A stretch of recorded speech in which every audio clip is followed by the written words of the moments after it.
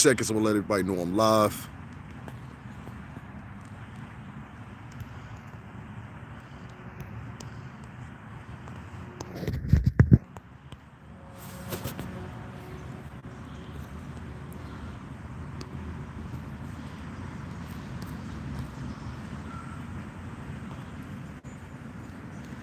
All right, and I am back. Sorry about all the shaking and everything like that. I always forget to do that in the beginning. I gotta start remembering to do that. Oh well. So listen, I want to talk to you guys about Janet Hewitt. Hubert, Hubert, whatever. She's talking again. And I'm like, why are you talking again? Like, why are you always fucking talking? She talks a lot. And when she talks, it's never in a good stance. Janet Hubert. And I want you guys, what I did was I just made the cover of this live the actual tweet. I thought that would be easier for you guys to know what I'm talking about if you haven't seen it. So if you're coming in, make sure you just read the cover on the live here, and you will know exactly what I'm talking about Janet Hubert. Janet Hubert, listen, baby girl, let me talk to you for a minute. Let me talk to you. Baby girl, you just got back into good graces. You understand? And we all know what I mean by you just got back into good graces. You just got back into good graces with Will Smith on that little reunion thing. So you knew that was a big deal. And I get it. And you made sure you made up and you made Will apologize to you. Good job. But right then and there should have been the last time you showed that behavior. Last time.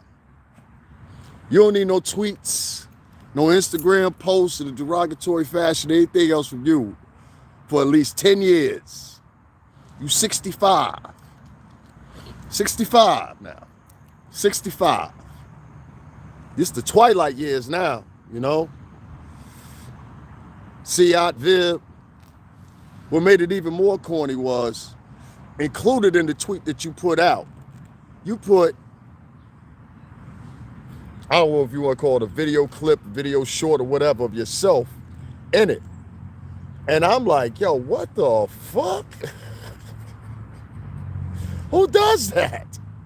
She took a clip from the Fresh Prince of Bel-Air as her as Aunt Viv and put it inclusive with the tweet, if you don't understand what I mean.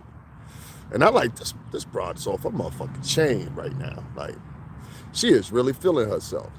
See, I don't even think the claim to fame for you was getting the actual apology from Will Smith. I think the claim to fame for you was that you actually got an apology from Will Smith. You don't understand what I mean? I'll say it again. I don't think the quality for you was in actually getting an apology from Will Smith. No, that wasn't satisfactory for you. The actual satisfaction came where you thought the hype that came with getting an apology from Will Smith. That's what I believe. I said it then, I say it now. That's exactly what I believe. I think Janet Hubert is a fucking con and what we would call a clout chaser. Because there was no reason for you to throw out that motherfucking tweet. You said in the tweet, I don't know you. Now you don't know her. So why throw out a tweet on your opinion about shit you have no comprehension of? You didn't know anything about this dissertation or anything else within the case, other than what the lawyer provided in his little diatribe that's found here on YouTube very easily. I wish a lot of people would go watch that before they make their comments about Bill Cosby. What we're talking about is greater than what Bill Cosby did or didn't do. Right now, what we're talking about is the freedom of a man of color. And whether his innocence or not was justifiably. Now, Bill got sentenced to 3 to 10 years, which means on his third year, he still would have been up because he has completed 3 years of prison as thus far. This 3 years, he would have been up for parole anyway, which they would have, could have, or couldn't have granted to him. Based on his age, I think they would have granted it to him. Bill is now 82 years old. He apparently needs a walker.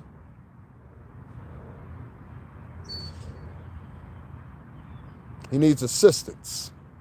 I saw him when he was walking. He needs assistance. Bill is not a threat to anybody. So if that's the case, and he did these, in my opinion, and he did these things in the 60s and 70s, and this is when I went on my diatribe about uh, Judge Joe Brown versus Mark Lamont Hill, because it was on the same debate. Excuse me, y'all. It was on the same debate that I'm mentioning. And the thing I had about it was is this, that how can we question this man's morality in a day and age when there is no morality? You understand what I'm saying? How can we question specific moralities based on something that happened when most of us wasn't even born yet, based on today's morality standards, which are few and far between?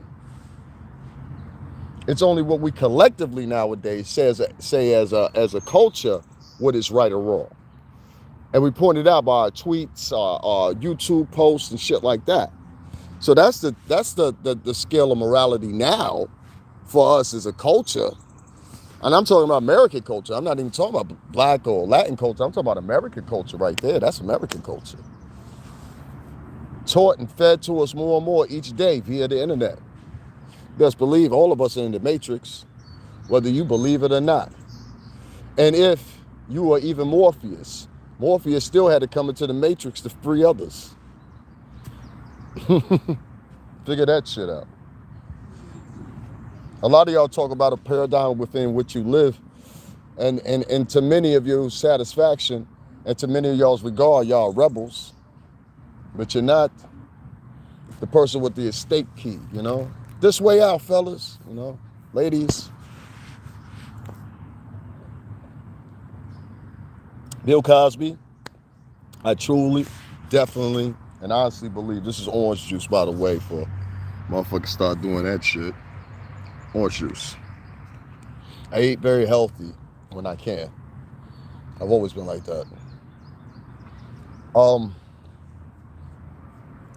Bill Cosby is the topic of a lot of people's ears and mouths, and giving their whole opinions on what they think of Bill Cosby. But Janet Hubert, I think she's a con artist at this point.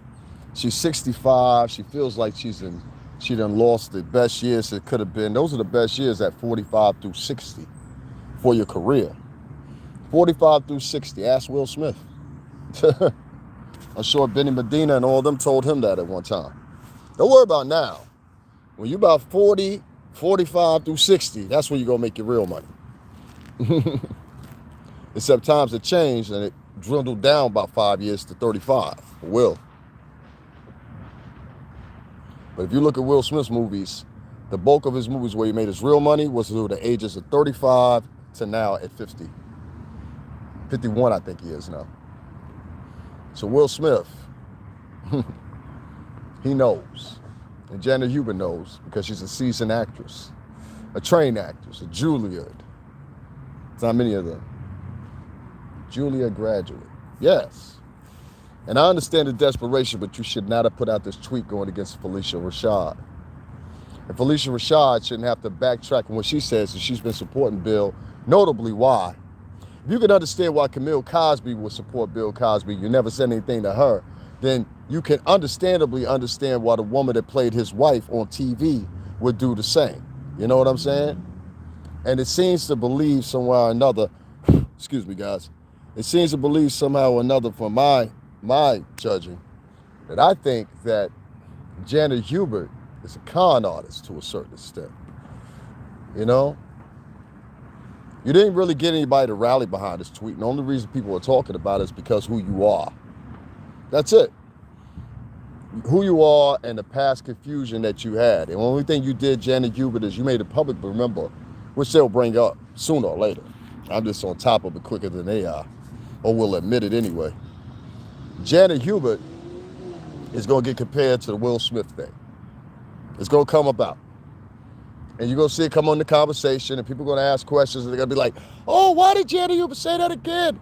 Because she's a cunt, fuck. That's why. Janet Hubert ain't shit. She's always probably been a vile-ass woman. Only a vile-ass woman will walk her way off a top syndicated TV show and not be able to projectionally see it. Will Smith was the biggest in the game at that time. Will Smith was the biggest in the game, in the rap game at that time. Will Smith was a household name. And Will Smith did something that other people couldn't do at that time very easily, which is now the moniker now, was crossover. They didn't want Will Smith at the beginning at the what is the Grammys. This is IRAA, the company that oversees the Grammys. They're the one of the motherfuckers that send out the invites and shit like that for you to vote or whatever on your favorite artists. And that's how they get best picture, best whatever, you know? Now, the reluctantness of a lot of motherfuckers to actually vote for years causes strain. And that's why you see your favorite artists get overlooked. That's why it made no sense. But one year they all protest. Hey, and that, oops, excuse me, guys. One year they all protested, and it was like Public Enemy, Kid and Play in the picture, a couple other people. You can find this picture. I wasn't even in the scene at that time. I know this nostalgically though, and only purely by nostalgia. And in the picture they were all protesting the Grammys at that time. And I think it was the following year after that, the Grammys started including the rap category. And since then, we all know now you can't even make a song without having some hip hop in it. They're not fucking with you. We all know that. I don't care who you are. You got to have a splash of black. Apparently. Will Smith transcended a lot of times Janet Hubert didn't. And this little benign ass motion to try to kind of like, I don't know. That was a Tylenol, people. I know y'all be bugging thinking I'm crazy when I do that, but you have to do that. People will go back. I know how this shit works. I was in it. Salute, K. Cole. What's going on now? Janet Hubert wasted her time putting out this motherfucking tweet. And I don't give a fuck who say what or whatever. Fuck Janet Hubert. Tell her I said it. You old evil, benign ass woman. She always been evil and benign. Calculated, manipulative, and nasty. Think of it this way. Ain't nobody else get fired off the Fresh Prince of Bel-Air. You seen anybody, even Jeffrey, the motherfucking butler, ain't had no beef. This nigga played his position, and he was from Europe. He played his position for years. Serving sandwiches, saying quick little quirks, and leaving the fuck out the way, and collecting his check from Uncle Phil. And they say a motherfucking word. And by any measure, he was the lowest tier character on the show, outside of Jazz. And I think Jazz was bigger than him at one point. You know? You never heard that man come out and say anything ill-gotten. That's why he was invited. So I think that whole thing with her and Will Smith, I said it then, I'll say it again.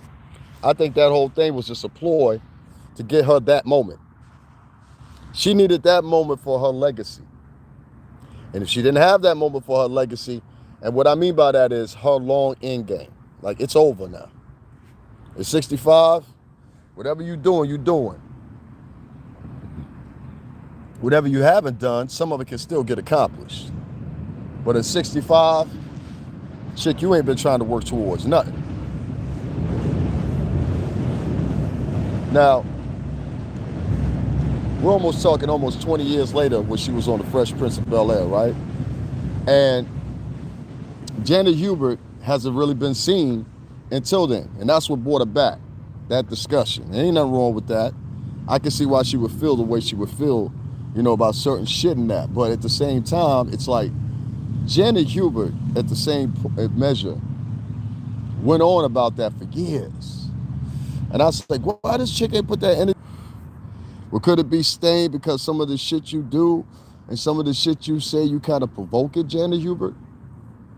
Like, you provoked the fight with Felicia Rashad and jumped on another black woman. I told y'all about this, ladies. There's a segment of these broads out here that have no loyalty. They don't know anything about it. They don't even have loyalty to their own mama that raised them. And her mean ass. I would not date, if she had a daughter, I would not date the daughter of Janet Hubert. Could you imagine the setback with that shit? You don't get me. You'll find out when you in court. But Your Honor, I can't afford $12,000 a month. Your Honor, let me talk to you. Let me approach the bitch. Please, Your Honor, let me talk to you. This bitch ain't never got 12,000 out of me in her motherfucking life. Why she want it now, Your Honor? That's all I'm asking.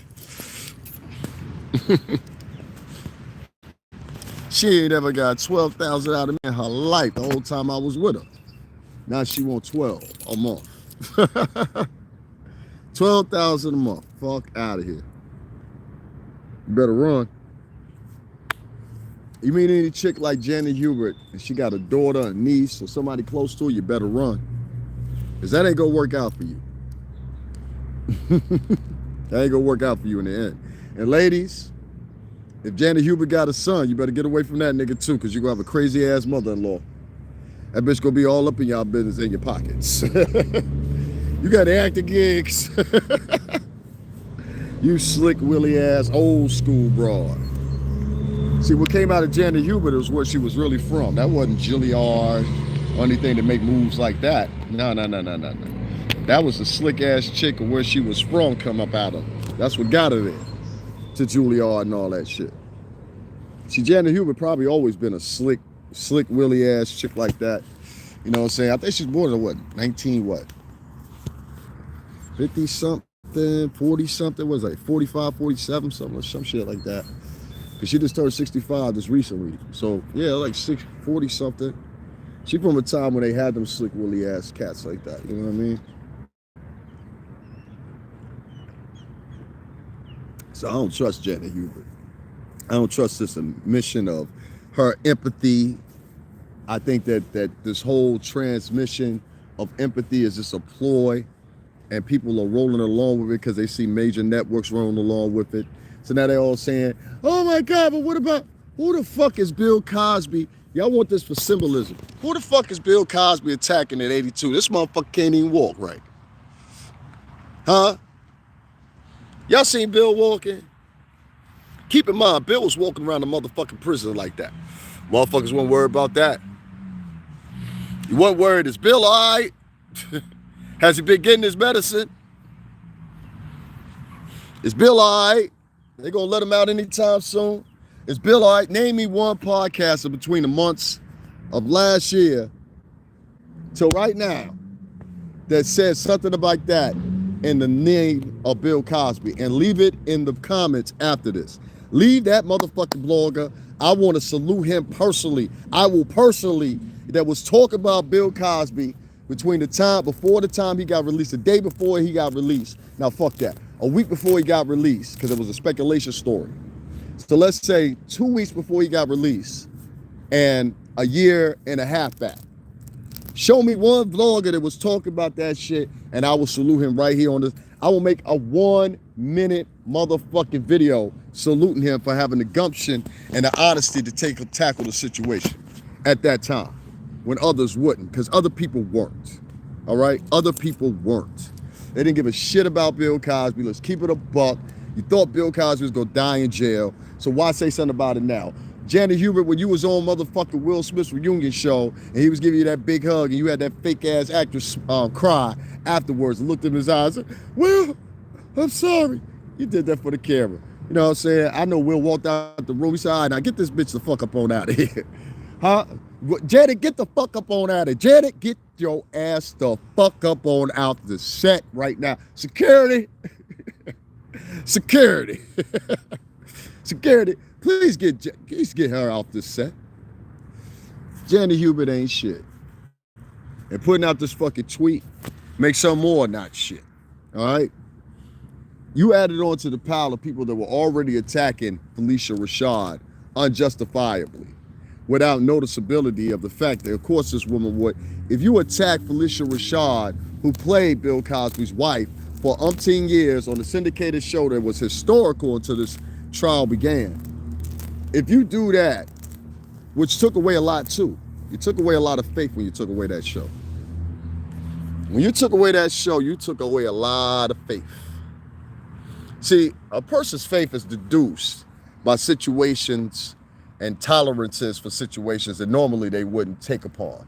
This is one of the main problems that happens in the ghetto across America, where you get people that are subjected to the worst of situations, not only deplorable situations within living, but deplorable in situations exterior to, outside of their living quarters. Meaning that, the gunman outside, the robbers, the drug dealers, the loudmouths, the scandalous broads, you know what I'm saying? Whatever, whatever. All those elements are yours just coming through the door. Now, when you walk out from that plateau, from that plateau right there, you got to enter another realm. It's almost like Narnia or Lord of the Rings or some shit. We're headed to Etherwood. You got to enter another form now, and now that form is dealing with the white world and everything that they are living in normalcy on a day-to-day basis that ain't them.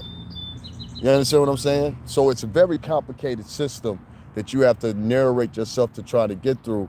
And most people that live in the hoods across America, not just in New York or the tri-state area here, but just across America, always have a problem with doing so.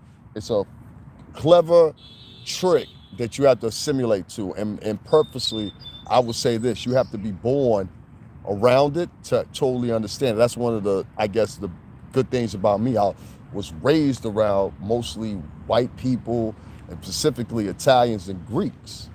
You know what I mean? I had a lot of black friends. I had a lot of Spanish friends, but a lot of those friends did not live around in my neighborhood. And that's a fact.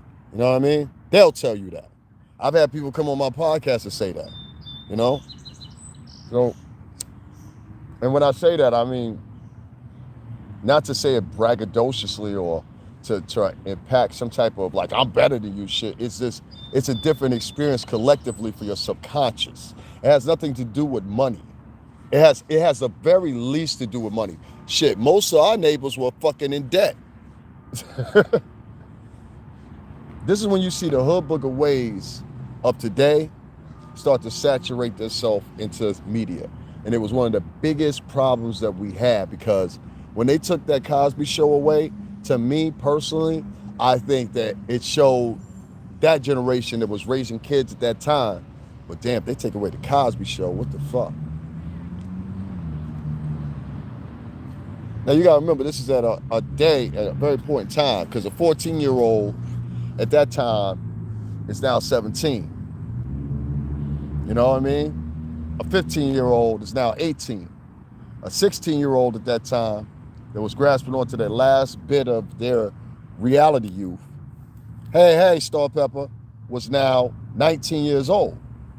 So those, I don't know if you guys know this, but subconsciously, a lot of kids, that's who they finally pick who they're going to be. We go through, and I think as adolescents, I can say I remember, we go through 3 transformations of our personality. And each one is an extreme of each one. And some people, they live it out for the whole entire rest of their lives, like, don't you know? And it's terrible, because when they do it, it's like, well, okay. It's comical in some instances, because some people it's like, oh, that's just Joey, he drinks all the time. Well, that's just this one, he does this all the time or whatever. He's all right. And people will look past it, especially if you're like a fucking townie. Like out here in Connecticut, we have like package stores. That's what we call the liquor store. We call it the package store. And so we have them all the fuck out here. You know what I'm saying? So we have like outside of where I live at, even in this county, there's a whole bunch of small little towns and shit, right? And so these small towns, they like get drunk as fuck, like 4 a.m. some guys start out with from the stash they had last night. And then at one time, the liquor stores used to close very early, especially like today, like a Sunday. The liquor stores would close at like, I think 1 o'clock or something like that. You know what I mean? For the longest.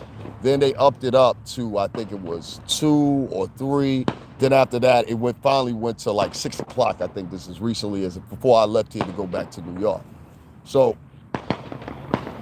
it was crazy because, and the reason I'm mentioning this, I know it sounds bugged out that I'm mentioning that, but the reason that I'm mentioning that about alcohol and all that stuff or whatever, because it was celebratory times. I think that's more what I'm mentioning. And at those times, because this was years ago, at those times, people were still in the mode, I believe personally, in this country, where they would still have some jolly left in them. They still had some fun left in them. This is just 5 years ago. You know what I mean? Even if I say 6 years ago, maybe even 7. You know what I mean? I can maybe go back as that far. Everybody was in a totally jovial mood because of things, even coming out of the 2010 crash with the housing crisis. And that show gave some energy, even though it was a syndication. Shows like that, A Different World, Martin definitely. You know, they paint a picture of you, to you, of what the times were, as far as society-wise, as far as culturally. And a lot of people, I don't know, some people pick up on that, and some people don't. And I think more people need to pick up on that. That we need programs like that, and they don't all have to be like told like the problem with a lot of people that are producing movies now and producing TV shows that are like in their 20s, I'm gonna say, the problem with them is they lack originality. See, basically what they do is, and tell me if y'all notice this. Basically, what they do is they copy the cinematography of people that they've seen and grown up with. In a lot of cases, these are people that are like, one of my favorites is Quentin Tarantino. But I don't need to make a whole movie that implements and looks just like Quentin Tarantino. You know who made that mistake? RZA. RZA had a movie that, Quentin Tarantino, we could all obviously see Quentin Tarantino gave him the credit for the cinematography when he didn't really, RZA really didn't have that much in depth to do with it. Even the fixing up the fucking, the script was fixed by Quentin Tarantino so it could fit, how they wanted it to be. So when I talked about Janet Hubert, when I talk about other actors like this, my point of pointing all this out is that Janet Hubert, for the most part, this seems like she's trying to use people to caliber herself. I mean, and it's direct looks like that. You're not even putting it where a place where we can, say a 50-50, if that makes sense. You know what I'm saying? Like you can't, well, maybe she didn't mean it like that. No, you meant it like that. I don't know what y'all think. And if you want to see the tweet, once again, like I said, it's actually the cover head of this video, this live right now. So you can read the tweet. But Janet Hubert, this is a zero. This is a zero. Bill Cosby speaks for a lot of black men in this country and a lot of Latin black men too. Negritos and negros and tu sabes negritas that are out here. And that's this. There are men out here that have done, right here in this state, and I mentioned this before, right here in this state in Hartford, Connecticut, there were 3 men that did, they had 35 years plus. Salute to y'all. Y'all made the Hartford Current and everything else, WTNH News. I seen it. I seen y'all.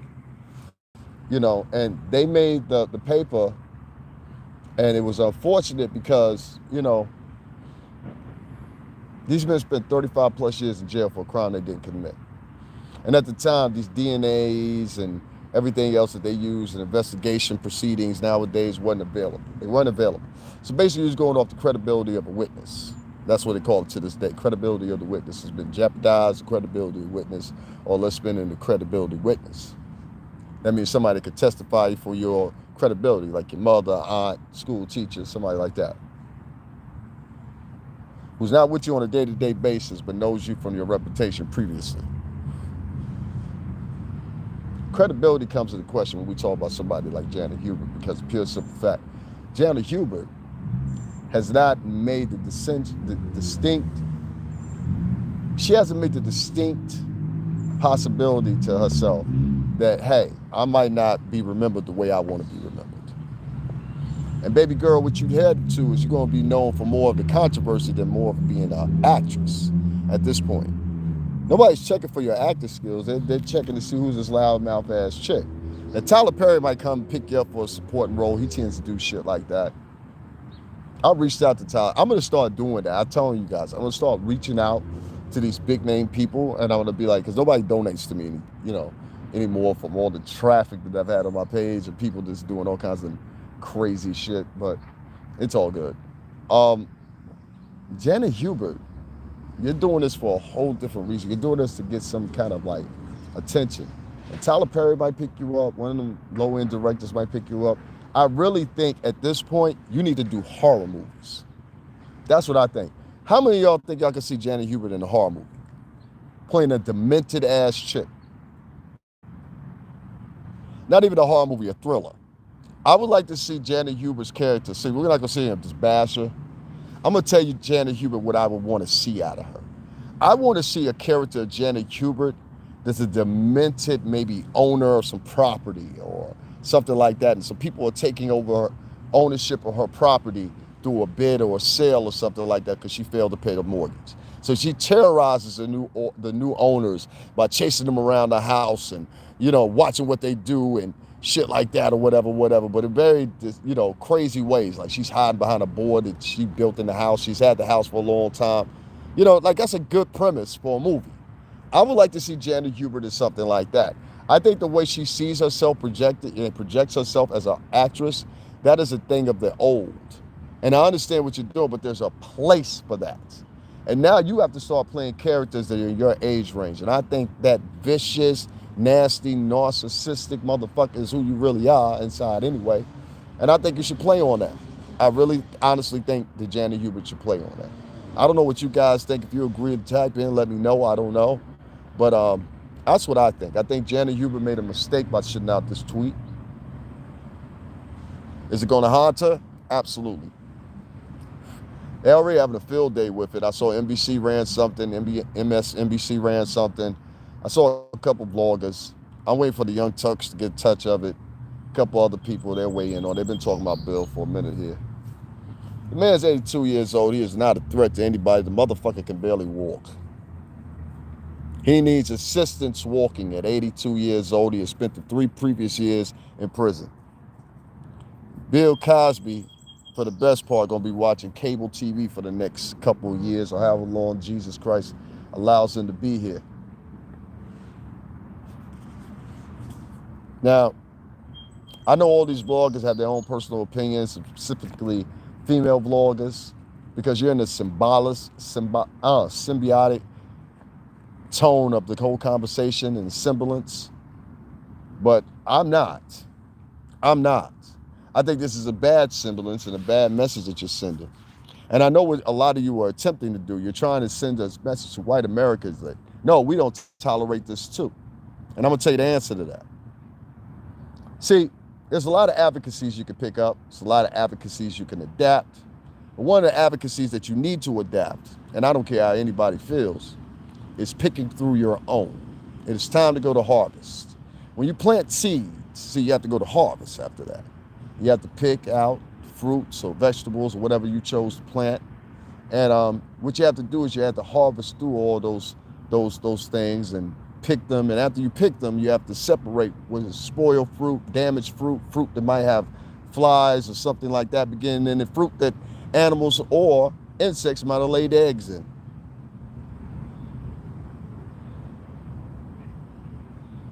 Worms lay eggs in fruit, if you didn't know. You can have worms, and they will make their way, some of them will be eaten by the acid in your stomach, but it can happen. You get very sick like this. My grandmother was from Lynchburg, Virginia. Mamie Cooper. She had a total of 9 sisters. 9 sisters and 1 brother. And yeah, you heard me correct. 9 sisters and 1 brother. And my grandmother, she used to farm and used to do all kinds of stuff like that. And she ended up, for all points and measures, living in the city, one of the most major cities in Virginia. What I mean by major is it's very similar, and it's ironic because myself, I live in a place that reminds me of that place. It quite actually reminds me of that place so much. It's a city, but it's rural, and it's got its trees and beauty and water and everything that you could get in other places in the tri-state, but who the fuck want to live there? Let's put it that way. So I'll tell you like this. Janet Hubert, I think you need to paint a different art direction in your actress roles. I think you need to demand that people hire you because you are an actress. You are a beautiful actress, a great actress. You're an actress so much that you believe your own bullshit sometimes. And that's, as well as I know, is the biggest mistake you could ever make as a actress. So don't be that type of actress. Be a concerned actress about the art. That is the best thing you could do. There are a lot of young directors out here that are basically they don't have any direction as far as cinematography wise. There's very few that do. I like what Black Panther had to offer as far as cinematography wise, but that was also assisted by people up at Disney. You get what I'm saying? So it wasn't fully just his own, you know what I mean, direction. Another thing that I am excuse me. One of the other things that I am pure is that you start having a demand that a lot of these young directors not just talk about situations that revolve around groups. And I don't have to get this, you know, this description based with what I said in that statement, but I mean, don't pay too much attention to doing movies about particular groups and start doing them about your group. And it doesn't have to be the typical hood story. And I see so many directors, young black directors, and this is where Janet Hubert can be used at, because there are directors that have great movies, great movies. But I think in a lot of instances, what they do is they pick these young actresses and they lead them as the leading roles. You get what I'm saying? Young black actresses, Latin actresses, white actresses too. And they lead them for the leading role. And what happens is, a lot of times, they don't fulfill the role as it is. They're not seasoned enough as actresses most of the time. And then sometimes you have that bright breakout, but these are not like a Leonardo DiCaprio or, you know, many other young artists that started out and then they reached their plateau as actresses or actors, like Will Smith. You know what I mean? So it's like, at 65 years old, which Janet Hubert is now, it comes into question. It's like, okay, what are you gonna do, shorty? What you gonna do? What's it gonna be? You know? And I think the best medicine for her right now is to do exactly this right here, which is get into horror movies, thrillers, horror, suspense, and then possibly an action war type. I don't know why Will Smith didn't say this to you. War type. You would play a perfect Madam Secretary or Army General Commander, or I mean not Army General Commander, but whoever sees over Army General Commanders in a tight situation, whoever that might be. You know what I mean? Like, you have that premise and that prominence in your presentation that Janet Hubert, you can actually play roles like that. You know what I mean? I would love to see Janet Hubert right now at the age she is at 65. Okay, Cicely Tyson worked up to the day she died. Let's make no mistake about it. R.I.P. Cicely Tyson. Cicely Tyson was 100 damn years old. You understand? And still doing active roles. So it's no stopping you, Janet Hubert. But what I'm telling you is you need to get into some acting roles ASAP. You are letting controversy be the leadership of your whole entire legacy at this point. You understand what I'm saying? And it's sad because don't go out like that just because times change. These times have changed, and they're gonna change again and matriculate again probably in another 5 years.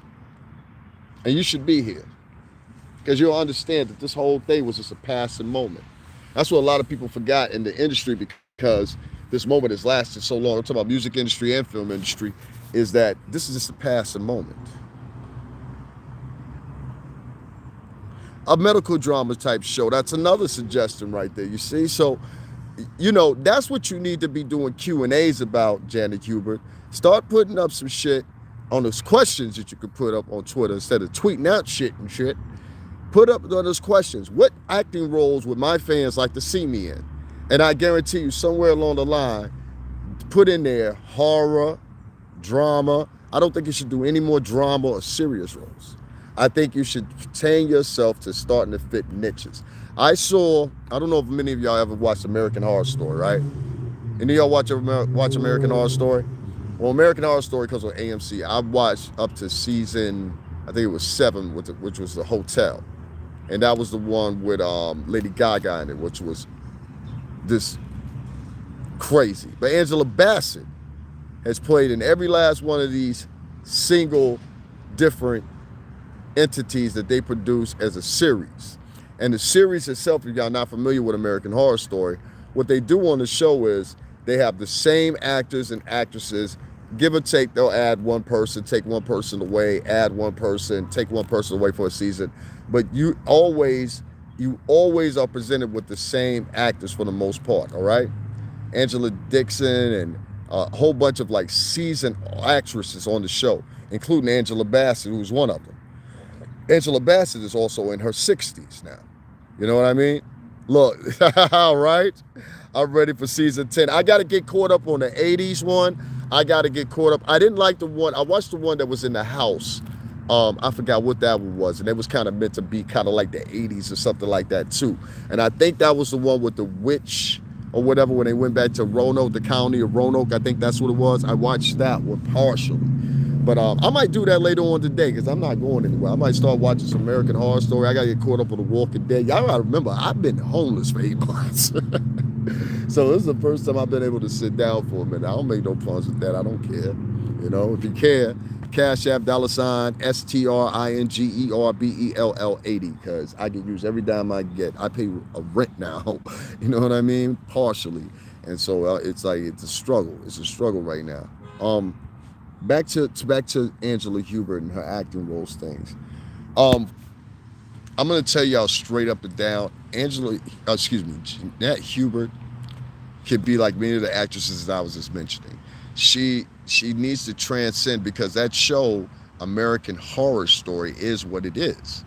It's horror tales or thriller tales. They did one in particular season, which this was one, and Angela Bassett also directs some of the episodes. Another reason y'all should check it out. And you'll see exactly what I mean because even though the cinematography for the most part doesn't change, the direction within how it's executed changes. You understand what I'm saying? In American Horror Story, each year they have, or each season rather, they have a different take on a different type of twist of horror, thriller, whatever you want to call it in between. Some of them are a little bit more gory than others. Like The Hotel was about vampires. But the one that Angela Bassett, she played the star in, and that's the one with Lady Gaga. That's a dope one I recommend. The one in particular, she played, I guess you want to say a ghost or a witch. And a ghost of the witch and the ghoul all combined into one in Louisiana. And she had cursed a former slave owner to live forever, as she does.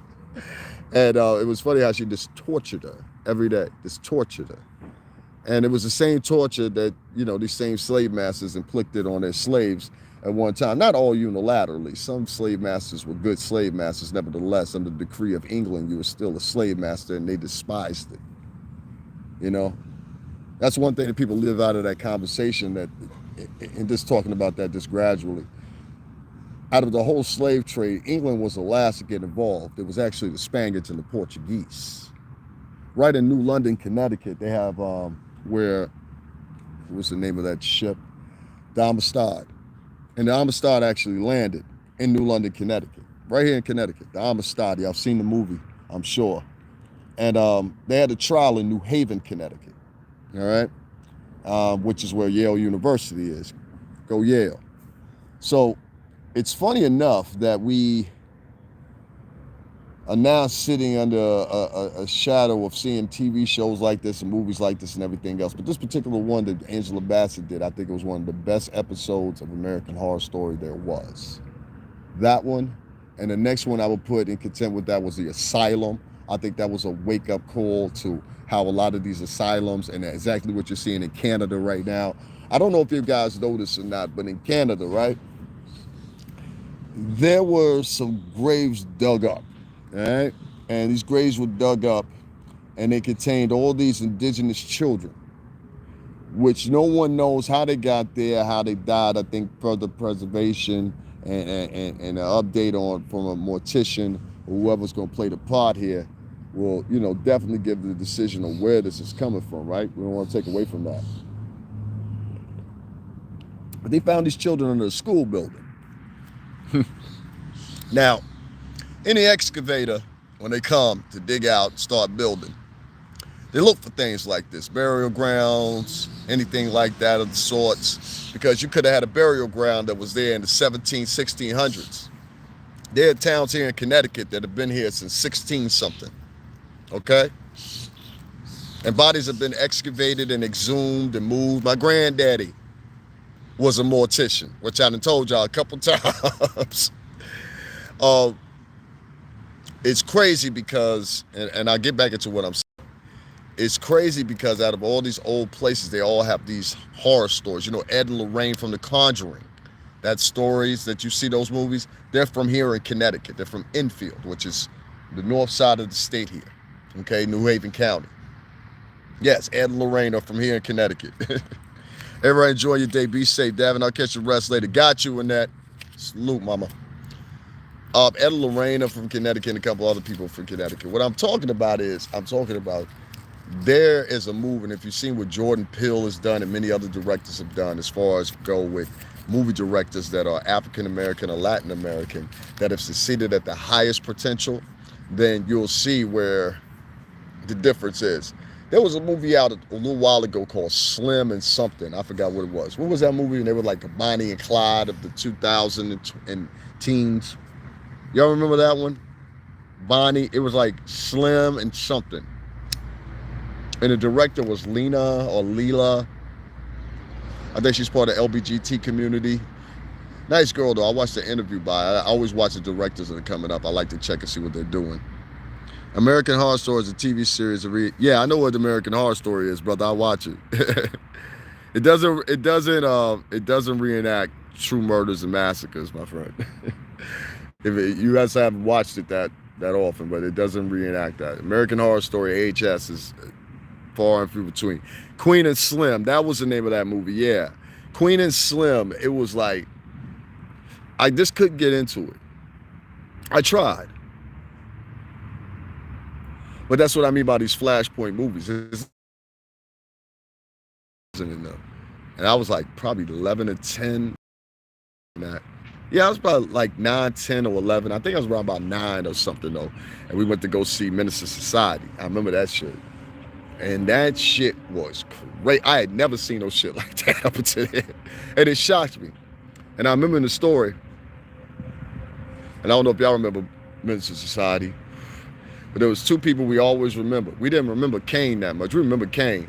But we always remembered Old Dog and Kane's grandfather.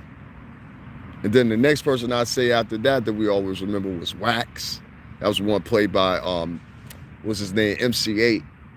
Then the next person after that I'll say would be the Muslim brother. That was it. That was the characters we remembered, you know.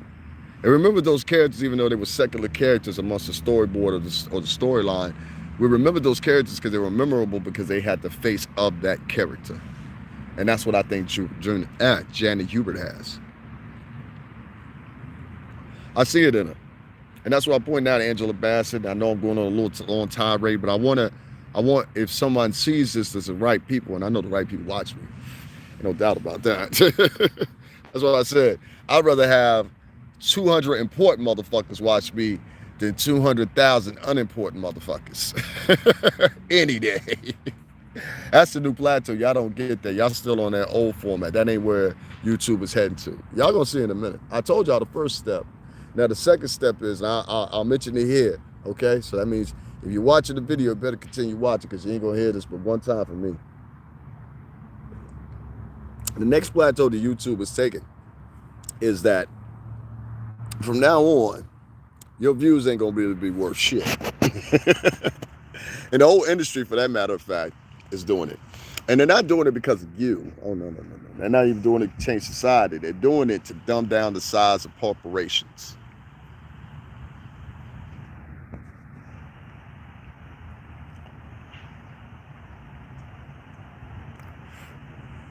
Every story, my friend, is taken from the basis of something. I get it. The Roanoke colonies is real. You understand what I'm saying? How do I know this? Because I know Roanoke, Virginia very well. Roanoke, the colony, was actually an island. I know this very well. I agree with you there. Premises for a lot of movies, including the Texas Chainsaw Massacre and everything else, is just from real things. Now, the question is, are they adapted to real screen? Is the question that you need to ask yourself. Now, if it's adapted to real screen, that means it's a complete translation to the fullest capacity that it can be. Okay, the fullest capacity that it possibly can be for the camera. All right, that means a complete translation of that. Now, if you need an introduction to that, I'll give it to you as this: the movie Amadeus. A direct translation would be the movie 12 Years a Slave. A direct translation would be something as far as Roots. Movies like that. Now, a correlation versus that would be something like Roots versus Django Unchained. Yeah, there are roots of and premises and genesis of it being original, meaning that the story itself, my friend, everybody in the music business adapts a story from true stories. That's what I'm trying to tell you. You're not getting what I'm saying. Have you ever been in the entertainment industry at all? Because I was for 17 years, and I'm trying to tell you. Matter of fact, I think there's a clip somewhere hanging around. You can hear 50 Cent saying the same exact thing I'm saying to you right now. I think. Don't quote me on that, but I think, and I think it's on his channel. But it's the same thing, brother. It's the same thing. I can assure you of that. A lot of people, I'll even go further. What you see currently from Marvel, right? Y'all may not pick this up. But for those that didn't pick this up, illusion. But he's not wrong as far as his diatribe. So don't like I get that confused. I'm not dumbing down this man. He's writing his diatribe. He's just not seasoned enough to know because he's never been in the music industry or film industry. There has always been stories taken from true life and adapted for the screen. If you want an example of that, the only thing you have to do is look at the movie Gone with the Wind. Gone with the Wind is a perfect example as far as cinematography. I went to school for digital media communications, by the way, guys. Cinematography has always been used and adapted, okay? And it's always been adapted from true stories or people's existence around real life experiences. And things have changed drastically in most cases, sometimes subtly. But around the 50s or the 60s, when people started getting into these power pieces like Cleopatra, starring, who was at the time? She had rest in peace, bless her heart. I can't think of her name right now. She was Liz Taylor and Cleopatra. Now, I wasn't alive at the time or whatever, but years later, of course, like everyone else in America, I saw it. Liz Taylor played Cleopatra, okay? Ben-Hur. These were people that they adapted true stories to. And once they did that, what they started doing was you started seeing a litany of these movies start to be introduced. But all of them initially were biographies, okay? Biographies. In tune, they started turning into adaptations of other stories. This is where you get movies like Helter Skelter. This is where you get movies like The Texas Chainsaw Massacre. The Hills Have Eyes, the original ones. Not the remakes, but some of the originals that came out in the 60s, 70s, okay? The Walking Dead, you know what I mean, was meant to talk about an actual accident that happened and an actual speculation they had that there was actually not reanimation serum, but more so a biological experiment that, if applied the right way in the right doses or whatever, you can look this up. This was actually a discovery that some scientists had made a declaration about. And you'll find, I don't know, I'm into stuff like that, but he had made a declaration about from Russia. And he was talking about the American government. And Russia themselves, if you look up the footage, you'll see it, have also had experiments. Look up Russian Reanimation Project. Okay, I gave you something else. Russian Reanimation Project. I'm not going to say any more. I told you guys, there's a lot of shit that I know that I don't even share on here. If I start getting some fucking donations, I'll give you way more than this. But when you see a lot of these movies adapted from screen nowadays, they start twisting and going further because as time went on, I didn't know about The Walking Dead. I definitely look into that. Yeah, just look into, start here, Russian Reanimation Project. Just enter it in, Russian Reanimation Project. And you'll see exactly what I was talking about. This is not something that this happened 10, 15, 20 years ago. We're talking about 30, 40 years ago. You know, people think that we're just now getting to Mars. We went to Mars the first time in the 60s. We went to Mars before we went to the moon. Some people say we didn't go to the moon. We've been to Pluto. We've been to Neptune. Well, we haven't been on Pluto because Pluto's surface is gas filled ice, basically. The methane and the temperatures, I think it's something like 240 degrees below zero is the surface temperature there. So they had a probe and what's the name, just go around it. It circled around it, I think, about 6 or 7 times. You guys can look that up, and there's actually footage of it, real footage, you know. A lot of these places, we've been there way before these announcements and shit like that. And I'm not trying to get all esoteric on you and shit, but I'm just using this as an example because these planets also represent gods. Okay. Now, this is one of the rare times you're gonna get something from me. So if you want it, you better listen. Um, these planets, some of them rare, some of them well known, they represent gods. Mars is a god of war, Aries. And in the constellations of which you read them, I'm a Taurus. So in the constellations of which you read them, all those gods, they represent someone, mostly of Norse legacy and Roman legacy, and later on Spaniard and many other countries of origin, including Africans, adapted, you know. But originally, the first stargazers, many will say, were Africans. You know what I mean? I think there's no argument with that. We look at it from this perspective. A lot of the movies that you see, especially in the Marvel Cinematic Universe, and as well as the DC Universe, those characters, like I'll give you a perfect example. Within the diagram of the story of Thor, there are several gods. Odin himself is a god, which is Thor's father. Thor is the god of lightning.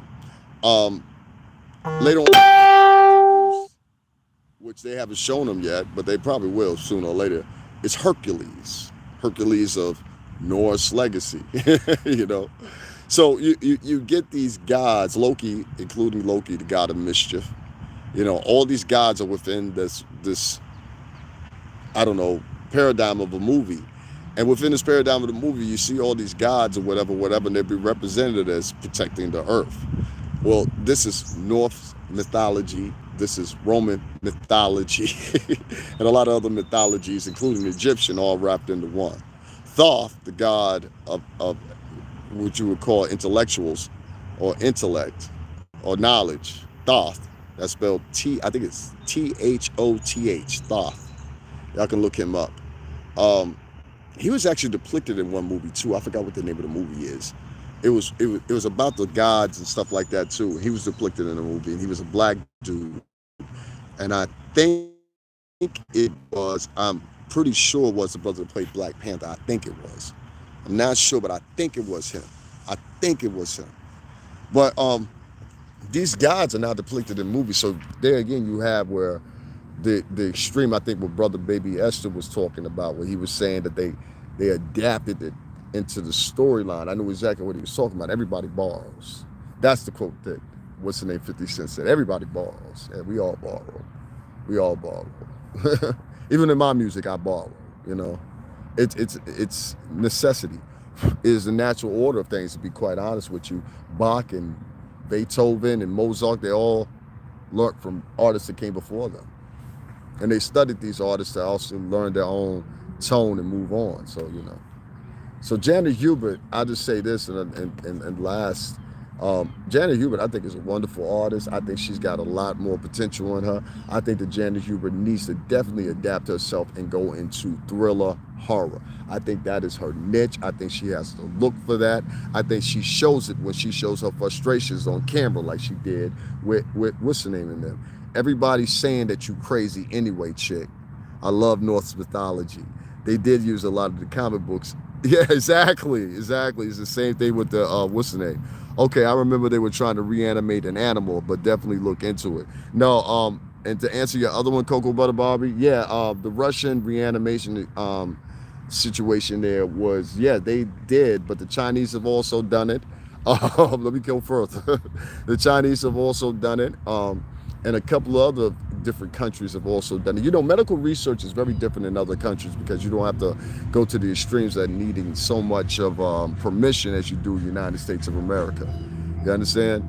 You know, you got the FDA and everybody else you have to get, you know, hurdles with, and some of those hurdles could take you a year, 2 years, or whatever, not only to get funding, but also to get permission to have your stuff under clinical trials and have the clinical trials overseen by medical professionals as you're committing, you know, things.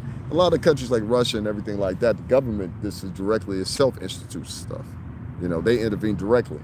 And so that's why you could get situations like this where they do experiments like this. If you guys will look at some of the military weapons that Russia has and China has, you would be, we're talking nano what the hell are those things? And I want one of these things so fucking bad. NATO drones. I want a drone so fucking bad. Listen, Cash App, $ STRINGERBELL80. Trust me, guys.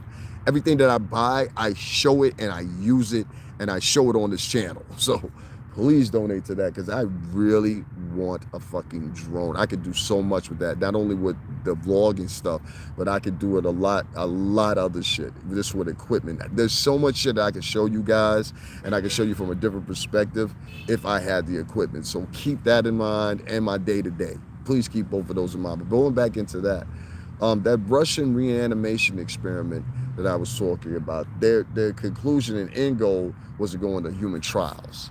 And so being that the DNA and the molecular structure of dogs and mammals in general hold the closest and get the best results out of animals like dogs, and specifically chimpanzees, mice, and I think the other one it's chimpanzees, mice, armadillos, believe it or not, and is another one. Oh, orangutans, gorillas,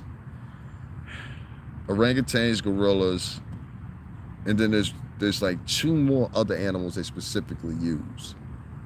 And I'm trying to think, I can't think of all of them, but those particular ones they use because of their DNA and molecular buildup.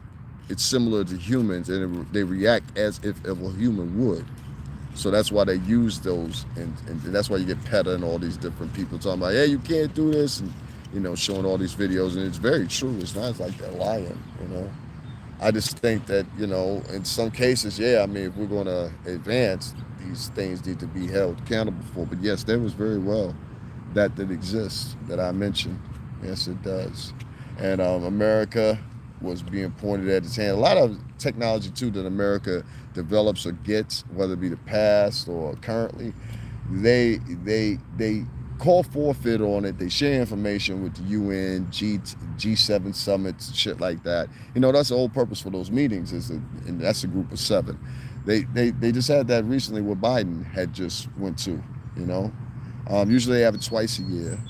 It's a formal gal, and they go in and they swap spit, not kissing, but swapping spit, meaning that they discuss things, That's why I always, not appalled, but taken by the sheer fact that a lot of the people that are giving the folks the knowledge out here on YouTube nowadays, they're not directly targeting, how can I say it? They're not directly targeting the youth and giving them the right information. Like, motherfuckers is taking an approach back when they was like, these motherfuckers are 55, 60, 65 years old, right? And they're taking an approach as if they were a 20-year-old. Aligning Gloria Steinem and the feminist movement, which is all bad. I don't know. That's a totally different. I'll answer that one for you too. What you're referring to is the worshiping of women, and I forgot what the terminology is, but it starts with an M. And this happened in a couple periods. One of the particular periods it happened in was the Victorian period. The Victorian period. What was the other one? The new something. God, what was the name of it? The new something era. But there was 2 particular eras, and that's when you saw women, whether they were portly, skinny, big, mouse-shaped, misshaped, however you want to determine it. This is where you saw women actually at that time being glorified in pictures, naked, half clad, or whatever. That's just what I talk about with the same thing what goes on with Instagram that I think a lot of people, I'm glad you said that too, because it made, because I know these things already, but it's hard to explain it. I'm getting better, but it's hard to explain it on camera, but I'm getting better. And it's a perfect way to compare it to what you see of Instagram and everything that's on Instagram today. You see women of all shapes and sizes, scantily clad, sometimes naked or whatever, showing their goods. And back then they just had painters, you know what I mean? So you would have artists and painters that would paint renditions of these women that were rich, sometimes opulent, sometimes not. Sometimes the family would save up money to get these pictures done. Yes, I swear to God to you. These portraits could take days at a time. These portraits could take weeks, in fact, sometimes. You know what I mean? For them to be complete the way that people wanted them to be completed. And they would cost 2, 3, sometimes a year's wages to get completed and get commissioned. So, it's the truth. We had those same periods where we had a period here in the United States. The same thing happened. England definitely happened during the Victorian period. You could go up and look at pictures right now. You've probably seen them, just not paid attention to them. But you'll see some portly white woman scantily clad across a ottoman or a tiered sofa. You know what I mean? That's when one is, it goes from low to high, but it's a long sofa. You know, you'll see it. You'll see it. You will see it. So yeah, I think that and I want to answer the other part of his question. I don't think feminism has much to do with it because these gods are all male. You see what I'm saying?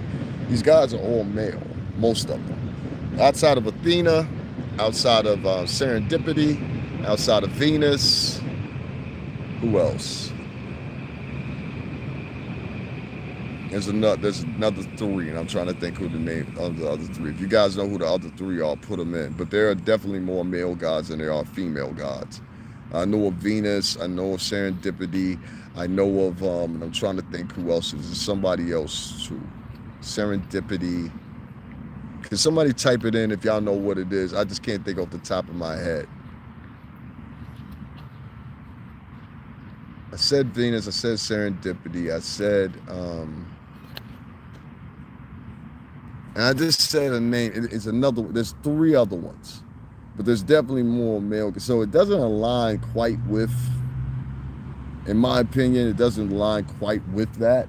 I can see where you're saying that because a lot of male instruments nowadays are being utilized for feminism. That much I sure agree with. I sure agree with. I mean, it goes as simply as someone trying to piggyback on somebody else's stride or hardships that look like them or the opposite gender of them, who they attack first. And this is why I keep telling everybody about what I see today, mostly online, especially with this whole Bill Cosby situation. Bill Cosby is a black man. Even if we feel like that, keep that shit at the dinner table. You ain't got to show your online support of whatever position you take, trying to get the indulgence and the ass kissing of white folks, you know. They would want to see him in a hole. And this is nothing but a repeat of exactly the same way they did OJ. And black people joined in then too, after they had rioted the streets this a few years earlier over the Rodney King situation. You see what I'm saying? Just a few years earlier. You know, I remember seeing that live on TV. And it blew my mind then, and I've gone back and looked at the footage then. So people pick and choose what their advocacies are going to be or what they're going to rally for, and it's unfortunate because they do it sometimes with a bad notion, you know what I mean? And they pick and choose who they're going to ride nowadays, and sometimes they do it in a bad notion too, by choosing to pick on Felicia Rashad. So Janet Hubert, I don't respect this shit. I think that a lot of black people just need to go home, shut the fuck up about Bill Cosby, enjoy your 4th of July, and have a hamburger and some fries, shut the fuck up. And none of your motherfucking business about Bill Cosby and all these online lawyers. Y'all motherfuckers are worse. Listen, we used to call them motherfuckers jailhouse lawyers. Now, in some instances, you would have a motherfucker, but he was into that when he was on the streets. He got into some shit and he got locked up. You know what I mean? I hate these newfound motherfuckers that are online now and they think snooping equates to intelligence. Snooping does not equate to intelligence. That means that you're just a nosy motherfucker and you got wind because somebody told you. Had you been laid out some facts and perimeters in which you could search under, you would have had a totally different result for most of these motherfuckers, okay? Please believe that, all right? Most of these people are not equipped to do any type of research in the degree of what you call commonly. They do more of snooping. YouTube lawyers. That's what I call them. I don't give a damn what color they are either, because there's white ones on there. The white ones do it more than the black and the yellow ones do. You know, that's the truth of the matter. I've seen more white guys online that, okay, for example, there's one guy I go check out every day about stocks, right? And he changed his format from talking about stocks to talking about the lead up of what's going on in Congress with another stimulus check and giving us a daily update on stimulus. Well, everything that he's preaching on his channel and I pointed it out for about 3 fucking months. And then finally, I had a friend of mine pointed out in their publication. Okay, and I'm not gonna tell you what that publication is, but I had them do it. And they said exactly the same thing I did. And I didn't prompt them to do it. I just passed them the video. I said, tell me what you think of this. And they're white. And this is exactly what they said. And they went further enough that they said, you know what? Let's put this up on fucking what's name, put it under investigation. So it was just a mention. I even sent him and put it on the link on his page because it was digital. It was on here on YouTube. It wasn't in print. Now, the only thing I want to say is this.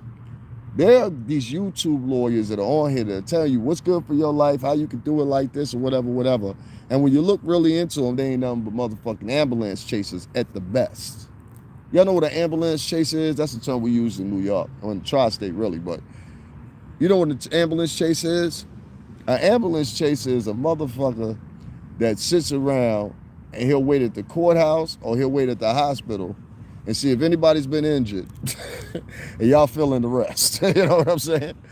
That's an ambulance chaser, you know? And that's what a lot of these guys are at best. A lot of these people are ill-equipped to give you any advice on medical shit. I've seen people on here giving medical advice and shit. What you need to do, drink 3 cups of ginger, spit that shit out and mix some sugar. And so I'm like, hold on, witch hazel. You know what I'm saying? Hold on, witch hazel, and that hiffle whiffle whiffle dude that you speak of. They get the fuck on out of here with that shit. Out here with jailhouse remedies. Out here with motherfucking plantation medicine. I want no motherfucking plantation medicine shit. You know what I mean? I don't want no motherfucking plantation medicine. Get me a doctor. Put a half an onion in your side. Yes. All the way. Put a onion in your sock, or your right sock, put a piece of garlic, and then pray to Jesus for 4 nights straight. It's going to happen for you. I swear to God, it's going to happen for you. We don't want to make fun of people like that, but at the same time, y'all know where I'm getting at, but it's funny and giggles. You know, I say like this.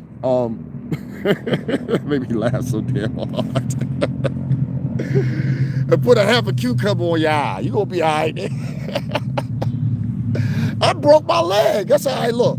Just go in the cabinet in there, get some alcohol, some motherfucking vinegar, some salt, and give me a dab of motherfucking Hennessy.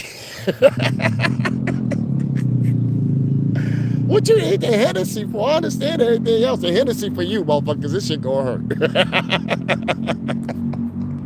This shit gonna hurt. The motherfucking Hennessy for you. Facts. You know what I'm saying? Rub the salve under your arms like some Tussie. Anybody grandma ever used Tussie? Oh my God, I got a quick story for you. My grandmother used to use Tussie, all right? Grandma, I love you. I swear to God, I do. My grandmother used to use Tussie, all right? My grandmother wasn't like y'all grandmothers, a lot of y'all, 34, 35. My grandmother was like 60 plus years old when I was born. I'm talking about my great grandmother, not my grandmother. So let me correct that. My great grandmother used to wear a Tussie. I told you my great grandmother was from Lynchburg, Virginia. Country is a motherfucker. All right, this is my mother's mother. All right, the rest of it after that is straight cities. You know what I mean? But my grandmother used to wear this shit called Tussie. If y'all don't know what Tussie is, just go ask one of your great aunts or uncles or something. They're going to know what Tussie is. Probably your mama and daddy, too, in some situations. But this shit had this smell to it. It was just terrible. It was terrible. I had gotten so keen to smelling this shit that at a certain point, I think I was around about 7. I used to spend a lot of time at my grandmother's house. My grandmother had a beautiful house, 3 stories and a basement. And it was a huge ass house, backyard, everything. She used to have this big ass fucking dog. It was a Saint dog. What was that motherfucker's name? Fireball. That was his name. Fireball. This motherfucker was huge. He ain't do shit. That dog. Yes, my mom used to rub. Yo, I told you. Tussie, yo, this shit came in a jar, my nigga. Shit was in a jar. You know how most deodorant come with a roll up and shit? Like even when I was a kid, I had roll up deodorant. That's why I made the split when I was a kid. Whether I can wear, fellas know what I'm talking about. Whether I can wear a solid or whether I can wear antiperspirant rub on. And that antiperspirant rub on shit, you get all kinds of problems with that shit. You get yellow stains up under your shirt. You know what I'm saying? You be having brand new shirts, and all of a sudden they hard and yellow up underneath them. That's because you got that roll-on deodorant, bro. Upgrade your shit to motherfucking solid. You know what I'm saying? You gonna be solid. That's what I'm saying. Tell them I sent you. You know what I mean? Back to this Tussie situation. Speaking of sobs, what made me prompt me to say this shit is because I remember that shit. That shit smelled so bad. I remember a lot of shit like when I was younger as a kid. It was just, it smelled so bad. I was like, why are you wearing? Who on earth told you this shit smells good? This is a substitution for everything else that's out there on the market. Exactly. Yo, baby, Esther know what I'm talking about. Tussie cream deodorant. This shit came in a jar. I am not lying to y'all. This shit came in a little small ass jar. Like, and it said it on it. I think they were blue, purple, and white lettering or some shit. I saw some of that shit I had to be about a couple of months ago. I was in some store. And it just prompted me to think about that. I was like, oh shit. And when she said the salve, that's what that shit is listed as, a salve. Like bath salt and shit. Shit is crazy. Yeah, those are some good memories, man. That's why I say with somebody like Janet Hubert, I don't want to see her. She's from a different generation. She's from a different, these girls don't go to Juilliard and places like that nowadays. They just hop on motherfucking Instagram and pop their ass out. Write a glass like a jar. Yeah, factory. They had two sides. They had a little small ass one, and then they had a medium sized one that looked like some cream that you would do your hair with. And it's actually fucking deodorant shit. That shit is crazy. But rest in peace, Grandma. I ain't come at you like that. You know what I'm saying? I'm looking at this. As I'm saying that, I'm looking straight up, and I swear to God, y'all, hold on, let me see if I catch him. Come on, switch over. Y'all see that? There you go. Y'all see that bird? As I was saying that bird was flying. That might have been my grandma, like, you motherfucker. I love you, baby. You know you ain't gonna never get past your grandma. It was our grandma's spirit right there flying past me as I said that shit. I mean, right as I ended that conversation, that bird was flying right over me. That's crazy, right? Fuck. Ooh, man, yeah. I'm a better spirit. I've been noticing that. I think I'm a better person. I'm becoming a better person. I'm less violent now. I'm less violent now. I'm chill. I'm sitting back or whatever. You would not think of that of a guy that literally is fucking sitting on edge right now, But we're gonna make it happen. Getting back to work and everything like that right now, whatever. This whole, that's why I can understand some of the things with Janet Hubert too, but because this whole, it's not even my mental health. It's overcoming anxiety and PTSD. So I guess somewhat, yeah, but not really. It's not this like what some people would have. Like, man, listen, even the lady that I particularly have, she is wonderful. I'm not gonna say her name, but she is fucking wonderful. She calls on time. She's always there. She's always like, always trying to uplift me versus trying to you know what I'm saying? Oh, the typical shit. She's not with that. And that's what I like the most about her. And I sit on the phone with her from, sometimes it's 30, sometimes 45 minutes, sometimes an hour. It just depends. And we talk. And we talk about all kinds of shit. She just asks me how I'm feeling, whatever. And she's worked with me as far as being violent and shit like that or whatever. And I'm getting better at that. Because I did something about 2 weeks ago that I wish I really hadn't have done. And it was just a reaction, and people got to be careful when you're out here starting stuff with people, because some people can take it a different way, and I'm coming out of a homeless situation. That's the first time I done partied in a minute, and the homie buying the drinks, he's like, just show up, nigga, the routine. I'm like, all right, you know what I'm saying, because I ain't got it. Even if I did have it, I ain't spending it on that. I'm spending it on, I need this camera. They know how I am. You know what I'm saying?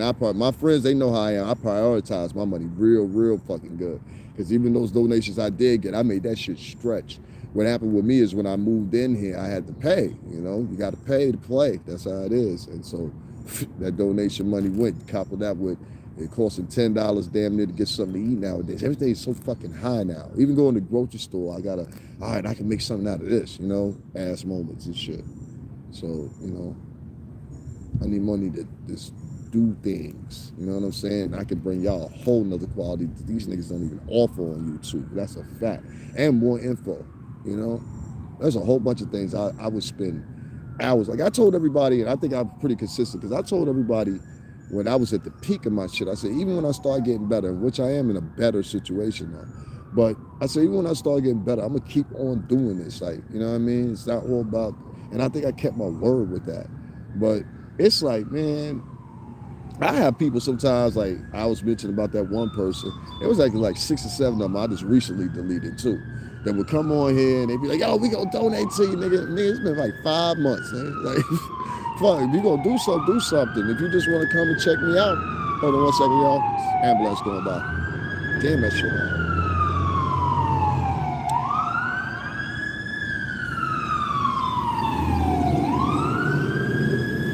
I had to lean back from that shit. That shit loud as fuck. I'm like, all right, nigga, if you gonna do something, do something. That's cool. You know what I'm saying? But like, nah, stop talking about the shit. Like, you know what I mean? Like, don't get my motherfucking hopes up. Nigga, this shit I want to do, and I'm getting older, so I ain't got time to be wasting and crumbling and crawling and all that shit. You know what I'm saying? I need the folks to help me out like they help out these rich niggas. So, you know what I'm saying? Yes, rich niggas with podcasts, taking donations. That's the most. Niggas be like, yo, you wrong. No, them niggas wrong, motherfucker. I need that shit, nigga. I'm coming out of homelessness. Like, no joke. My shit is documented on page. You know what I mean? It's no chuck in my story. So it's $STRINGERBELL80. And the good thing about me, other bloggers, I actually show what I do with my money. I put up videos, and any of my long-time subscribers, they'll know that have donated to me to give me by times and hard times and shit like that. Nigga gotta eat and shit like that. And I've conformed to not having to have a job right now because one, psychologically, it's been suggested to me it's not a good idea. And then two, I just need a transition period. Once like a couple months flows by, like 2-3 months, then you know we'll get there. But I don't even have to buy a whole apartment yet. So like we're still searching for that. I have a lot of shit going on, and that's why some days I'm not here. You know, some days I'm not here, and I just can't because I got to go to a program or I got to talk to a lady on the phone. And sometimes when I talk to that psychiatrist lady, it's like it'll make you think. It'll be like, damn, I'm fucked up, you know, and you're really not. You're really not. That's why I talk about my shit openly. Like I don't sit there in front or be like, hey, everything's perfect, you know, and all that shit. Like, you know, we're so much better than everybody. You know, I don't have time to do that shit. Even when I was on, you know what I'm saying? Like, even when I was on, I wasn't that type of nigga. I wasn't a gold chain wearing motherfucker. I wasn't a show off. I lived by the beach. Unless I brought you to my house, you wouldn't even know where I lived at. I had friends come over and stayed with me for months that didn't have nowhere to go or whatever. And then when I get fucked up, nobody will help you, you know?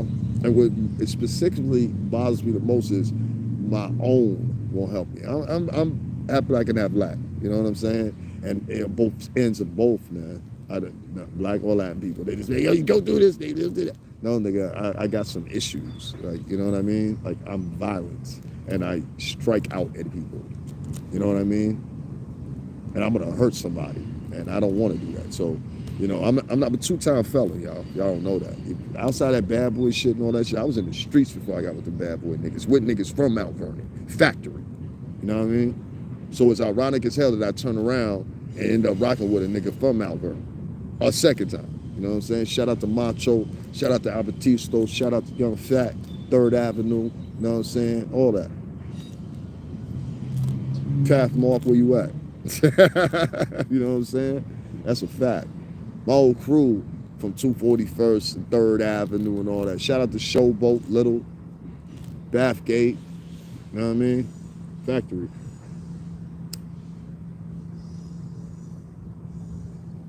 I told niggas, I even had a thing I put up the other day. I put up because I had to get it from my apartment shit. Good thing I ain't been in trouble. I ain't been caught for nothing in 10 years. I even surprised myself. I said, damn, man, my 10th year anniversary.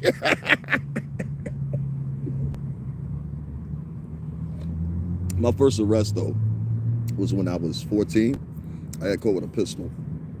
That's why I understand a lot of this shit that's going on. And I don't come from that. I don't. But I had a crazy ass cousin, Mario, that did. He got into all kinds of shit. So, yeah. I'm not bragging about that. That shit is no badge of honor whatsoever. At this point, out the obvious, that's who I am. Was. And now I'm on my way to become something else. And it's like, everybody needs a nudge, some help, whatever, every now and then. And I guess a lot of people just like look at it as they reflect when they see somebody of their own culture. I think they reflect as they see it as, how will white people see this? That's really what it comes down to, the common denominator in that judgment cycle or choose. What white folks gonna think? Well, white folks are gonna think the highest of you. I would say the motherfucker that shows at one time they could be philanthropic. Like, there was this one sister, let me tell y'all about something. There was this one sister, I think it was this past one in Chicago. And she was going and she was getting hotel rooms for homeless people because it gets very cold in Chicago, like below degrees cold in Chicago. And she went and took her own money and collection money she collected from people in the neighborhood and went and got hotel rooms for these people. That's being philanthropic. And she made the news. That's the people remember, That's the people remember. I've been at the top. I've been at the bottom before. I've had incidents and everything like that. I always bounce back. I'm bouncing back now. But yeah, I need some help. And I will appreciate the help. I'm not 22, so I don't have a whole bunch of time to waste. Does that make sense? And my opportunities that I do have that have been presented to me, they're time sensitive. Very time sensitive, meaning that I can't wait. You know what I mean? That's why I said, let me take care of my shit mentally right now.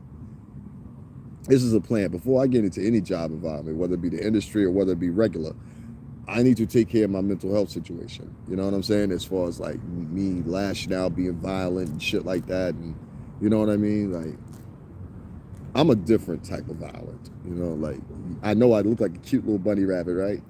That's the joke. That was my whole fucking thing. I know I'm cute, right? I'm a pretty boy. Yeah, I got you, motherfucker. Pretty boy. Yeah, so I need to get out of being violent outbursts and this. It all comes from stress. I have not had a moment since, this is the honest to God truth, I have not had a moment since I left my ex to actually sit down and be like, for 5 fucking minutes. You know what I mean? Yeah, the rabbit, always moving. She know. Okay, one fucking thing is another. That is the fucking truth. I'm always moving. Because I got to get it. You understand? I don't give a fuck what a nigga think. Nigga talk about it 5 years from now. Be like, yo, I told you. You know what I'm saying? But I got to get it right now. If I don't get it right now, my life depending on me getting it right now in this 5 year, 7 year gap. My life depending on it. Because if it doesn't happen right now, the way that it's being positioned to me and placed to me, then honestly and truthfully, there's no way that I have another turn at this. Maybe one other turn, but that's it. You know what I'm saying? And that one other turn would be just out of sympathy at that point, to be quite honest with you. It would be out of sympathy at that point.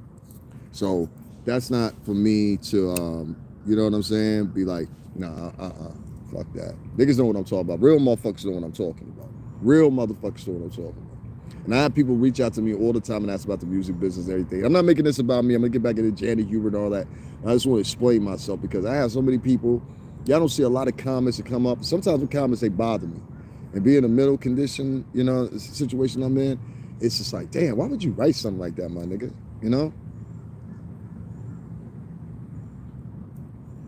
Send me an inbox or something. You know what I'm saying? You feel me? Like, send me an inbox and be like, yo, my nigga, you all right? Or I put out my email. Send me an email. I've had people use my email to try to attack me. And I'm like, nigga, can't you see what's going on? We coming out of a pandemic, nigga.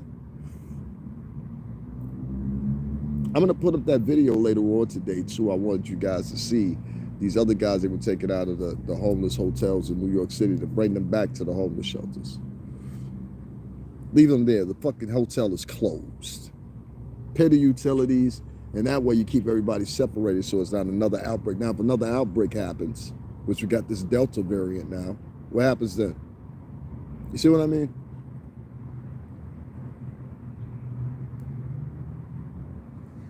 This is a population that's not protected at all.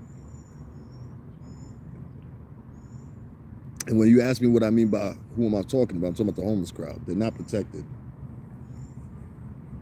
I get off the train, and it says no problem with homelessness here, right? Where I live.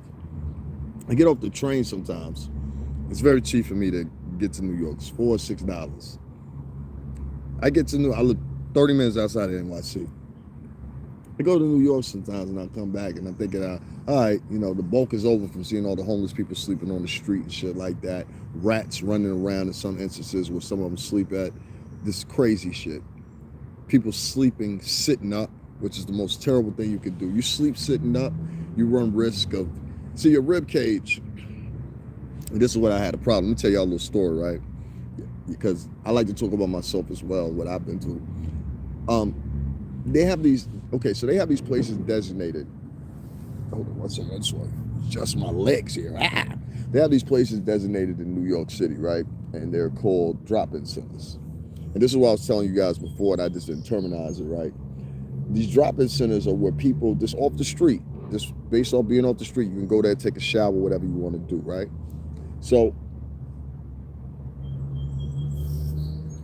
you can also go to these places late at night, and you can also, well, for the better part, sleep there. It's just what sleeping entails is the problem. What they do is they have a whole bunch of chairs lined up, and I know this from experience because I had to do it myself, all right? And not even in jail have I ever had to do this. I've been in jail twice, all right? Well, my first bid was almost a year and a half going into 2 years, so I know how to bid, you understand? That's an old term. Niggas don't know what I'm talking about.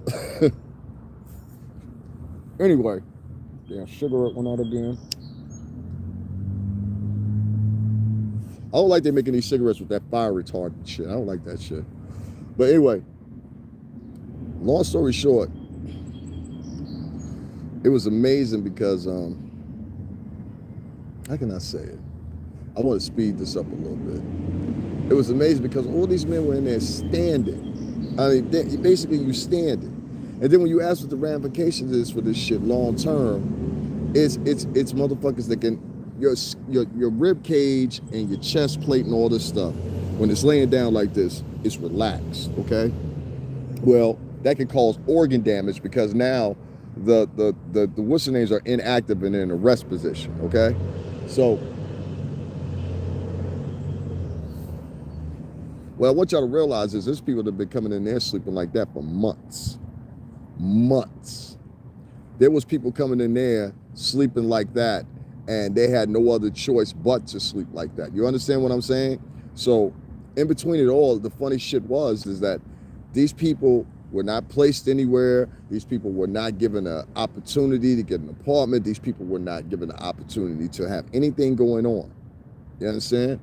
On the news just recently, and like I said, I'm gonna throw up the clip for you guys myself so it reiterates exactly what I said, which is now that the news is getting more involved in it. And I'd like to think a lot of it happens because of me. You know what I'm saying? And my ample attempts. See, when I was calling places and I was contacting people, it wasn't just for myself. It was for the whole crew, you know? And even though those motherfuckers don't think of it that way, or they do, I don't give a shit. It was for you. Here you go, you're welcome.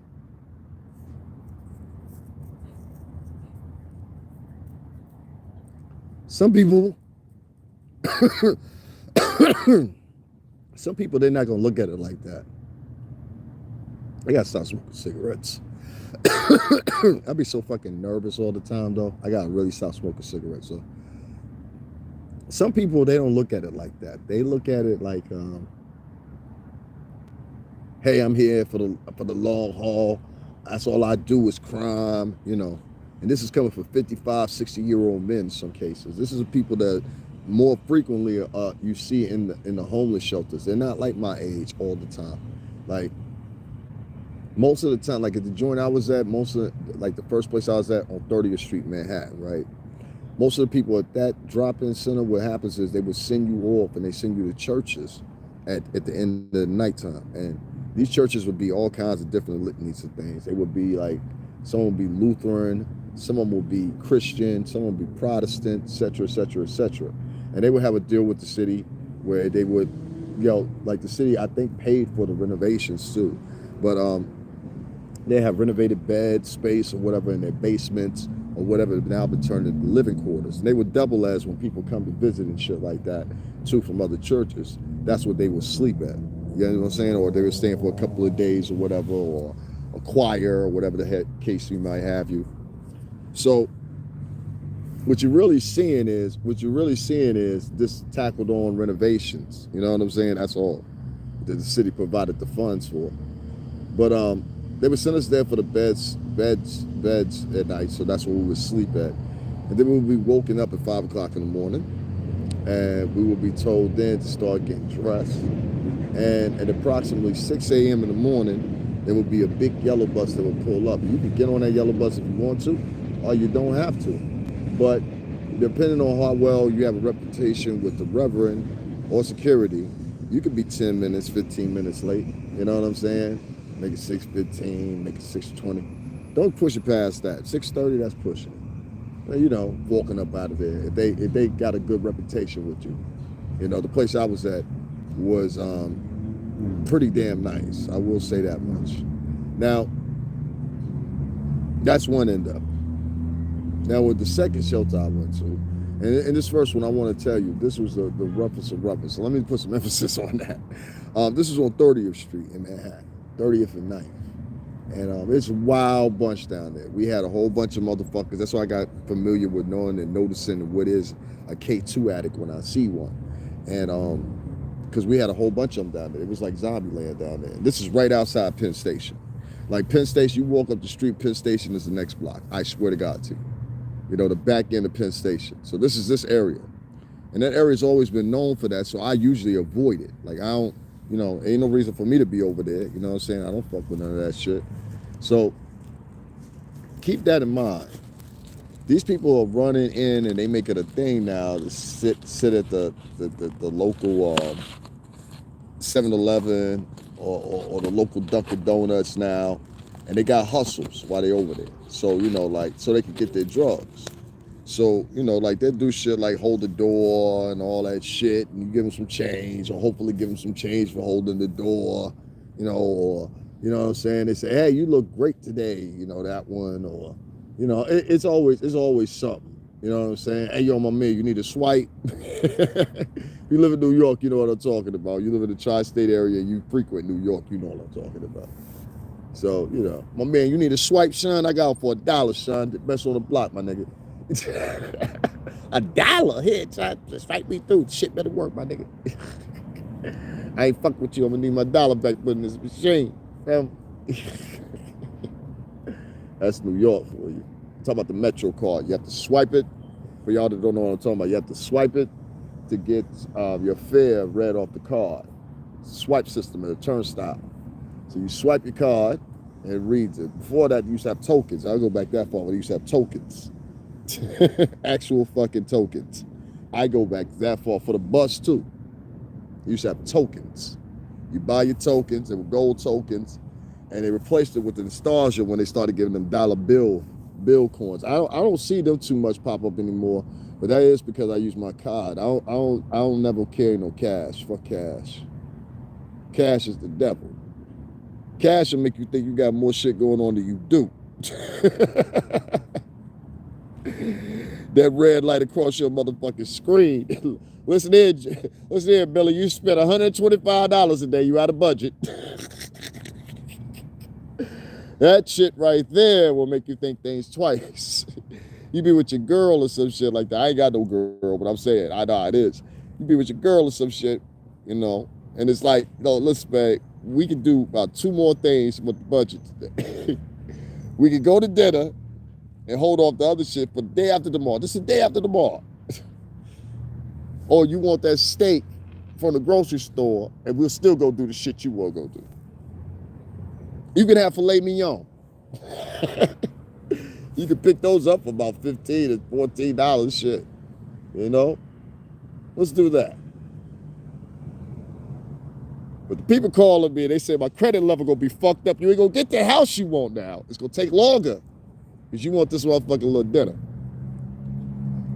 So I'm gonna take you down here to choices. Choices. That's how you guys gotta start presenting that shit, because you gotta be more money centric. I know I get on here and I talk about stocks and everything, and the few investments I have, even though they're minimum, they still gain. And the future more investments I will have. Daily I stay on that. So it's better than a 401k plan. It very much is, and more lucrative than a 401k plan. So learn your stocks. I don't sit by Bitcoin. I don't know too much about Bitcoin. I don't like Bitcoin. I put a couple dollars in it. I didn't like how it matriculated. I'll put it that way. It's quick matriculation, but at the same time, the matriculation is small increments. And unlike stocks, you can't get a dividend off of Bitcoin. You can get a gain, but it's a temporary gain. It seems like, because the sliding scale is so wide, and it's dependent on investment from individuals versus as a company. Even if your individuals are fraction shares, they're individualized. They're not individualized. They're placed in the contentment of being complacent with a group that is representational of that stock, individual stock or IPO. So whether that be Visa, whether that be Tesla or whatever, they're the ones that actually own control of the stock, not you. You just have a small portion, even if it's a full stock and you only own 2 stocks. Some stocks go for $300 a piece. Some stocks go for lower than that. You know, it depends on the maturity. It depends on the steady growth and the gain of it or whatever. I was able to get a heads-on from people I watch and people I know to know who the right ones are. And I can say out of all of them, of the 23 that I have in my portfolio, there's only 5 that have had constant losses. But the reason I keep them is because the way they matriculate, they go back up. Now, the other important thing to remember about stocks is these are not for you to sell. No. A 401k plan, you do what? You invest in it. Okay? So a 401k, back in 2010 when they had the housing collapse, which many of y'all remember, when they had the housing collapse, I don't know if y'all know this or not, but a lot of 401k plans went under. And actually the value on the NASDAQ, actually the value in the investment itself tremendously went down based on the company that owned the contractual agreements with the 401k plans. It was one company that owned, in other words, almost just like insurance. This is where you cash it out through this company, and they didn't flaunt. They had some support from the U.S. government or whatever, naturally, but they still came under commissions. They still came under, I forgot what department it is, the United States government. I think it's the Treasury Department. They came under scrutiny from them and under investigation. And it was around the same time that you saw other companies following solitude and situation in linear fashion themselves. And that was like Goldman Sachs and a couple other companies or whatever. So in my opinion, you know, and everything works for everybody else. Everybody's got a different vibe for everything else. So I don't want you to say, oh, okay, I see a stock right here, right? And I see potential growth off that. I just saw something the other day that amused me. And I was like, okay, let me see what happens with it. Now I'm waiting for it just to go up $1. If it goes up one single dollar and it stays that single dollar for, let's say, 4 consecutive days at minimum, 7 will be perfect. 4 consecutive days. If it stays at that $18, you now buy into that stock for that $18, because what's going to happen is you got a maturity trajectory going on. Meaning, even if it slides scale and it goes down partially, it's still going to be worth its weight in what it originally was. So even at the time that you invested, you are still at a gain, because the stock is now not only depreciated to what it originally was, or maybe $1 or $2 underneath that. Therefore, even if you just not even just break even you will have a potential gain of a couple cents, couple dollars, depending on how many shares you actually own. That's why I always recommend everybody going into fracture shares, because fracture shares, you're not at a full fucking, bet. Like you go in and buy one full share of a fucking company, don't you know you gotta be invested in that $237. And you also got to be aware that that $237 could now dwindle down to $198. That's a little bit of money. But depending on how many stocks you own and how many companies that happen to in sequential order on one particular day, because that's usually how it happens. I had one time where I lost, I think it was, what was it, $72? I was like, shit. And then like, if I would have cashed out right there because I was scared, this is why I'm telling y'all don't cash out.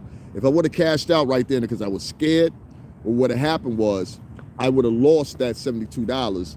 But in fact, those stocks went back up. So now I would have to reinvest either at the same amount, with not guaranteed the same gain margin, because in the previous I had dividends. If y'all don't know what dividends are, I pick a lot of ETF companies that, and I'll explain this to y'all in a minute, but ETF companies usually come with a dividend. That means if the company makes some gain, you automatically, just like you would get a point in your stock, you also automatically get another little extra bump behind that. And so I plan out always looking for ETF. They're my specific stocks I look for.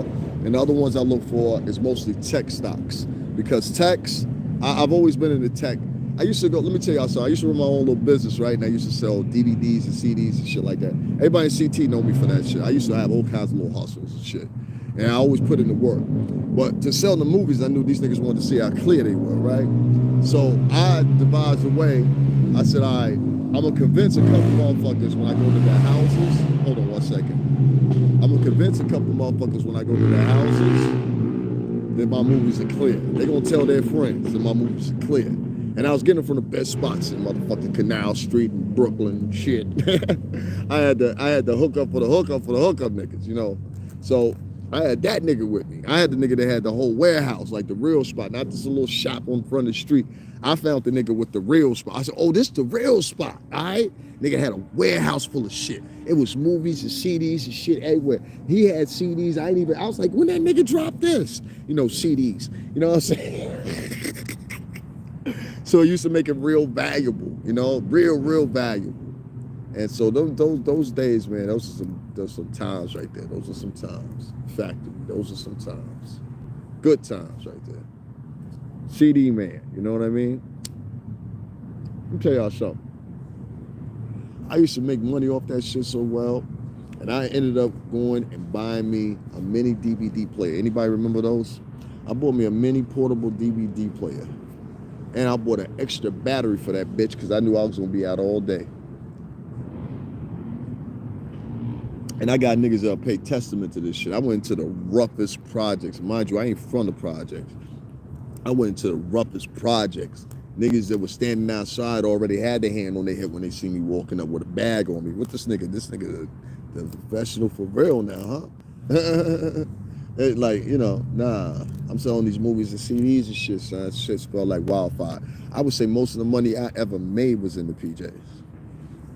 Factory. And then the other bulk majority came from white kids from the mall. From the mall. I used to float through there, and everybody just knew me. Everybody knew me for that. Everybody. And that's how I made my little change. I used that money to get back and forth from Connecticut to New York, because I was now living in Connecticut full time. This is my home, This state got my blood in the ground out here. So I never turn my back on this state. I'm with them. I ain't with some of the politics of some of these new motherfuckers coming to the state. That I think need to be addressed real quick, because a lot of these people come to this state, they don't know how, if you ain't never been nowhere like Connecticut, a lot of people don't know how to motherfucking act.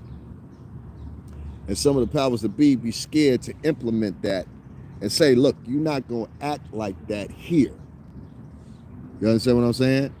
And what's further bothers me, because I've seen this now happen with white men and other Latin men too, is that the powers that be, and what I mean, yes, the police, whoever, they let these motherfuckers, actually, they devise a system where these motherfuckers can fester at.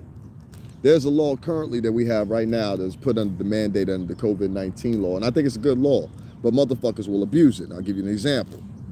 Niggas ain't got nowhere to sleep at night, and I get off the train sometimes at night, and I'll come through the corridor of the train, and there's nothing but people in there sleep. You know, they homeless people, and they sleep.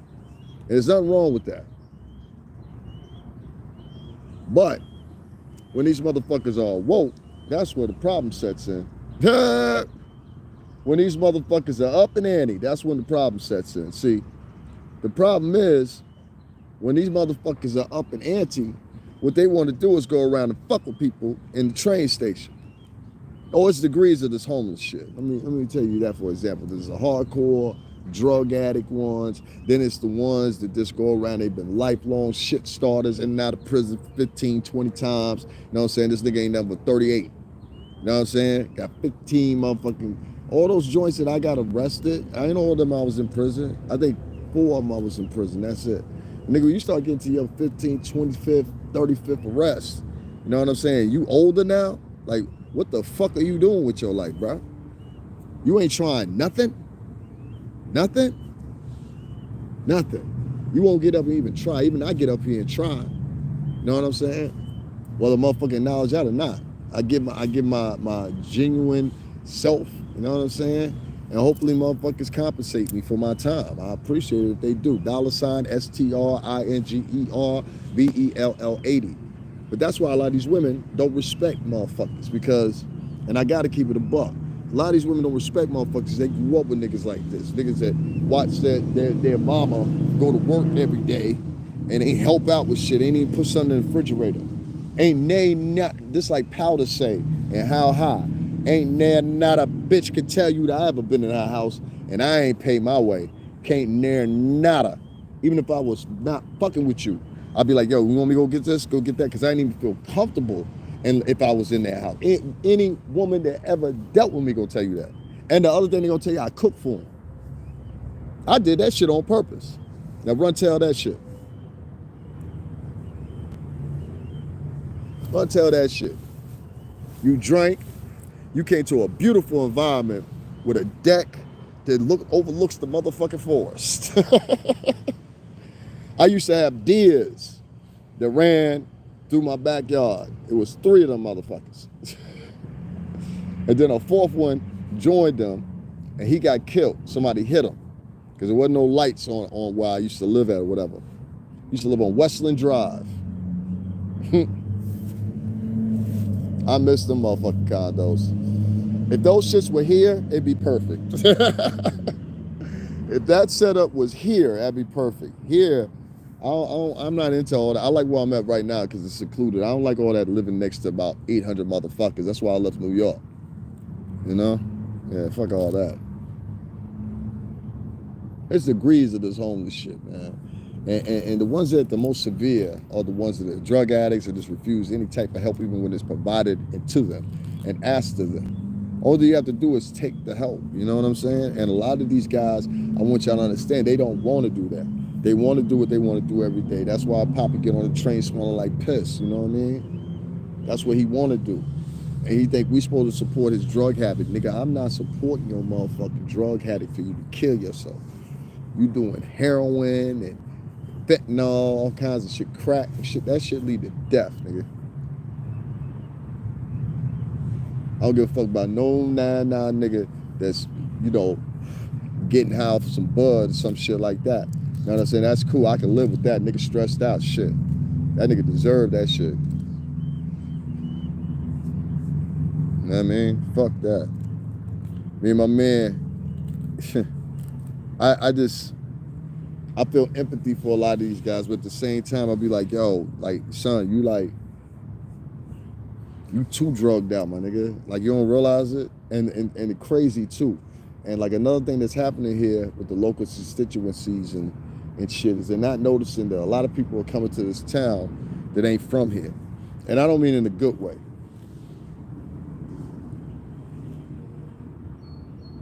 I don't mean in a good way.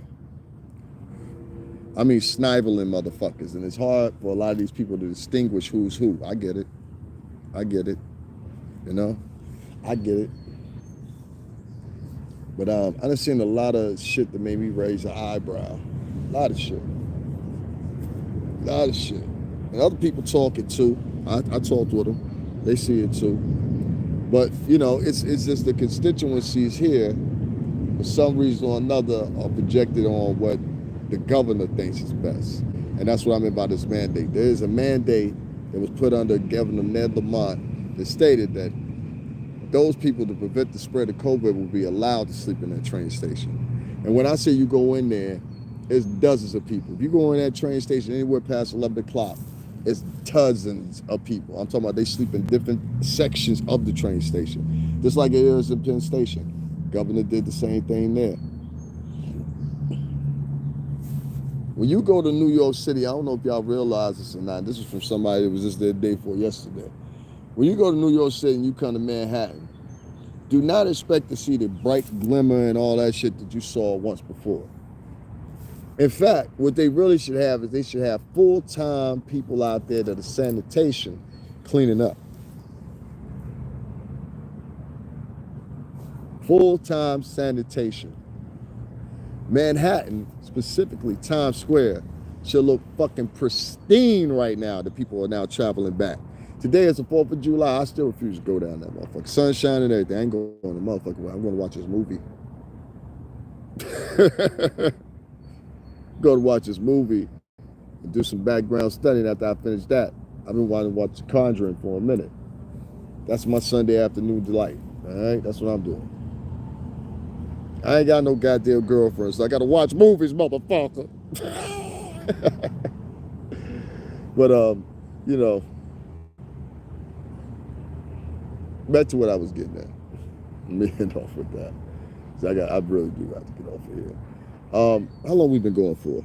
Hour 57. You know what? Let's keep it going. Let's keep it going. Let's keep it going. I am going to catch up on American Horror Story. I'm going to try my best to. I need to.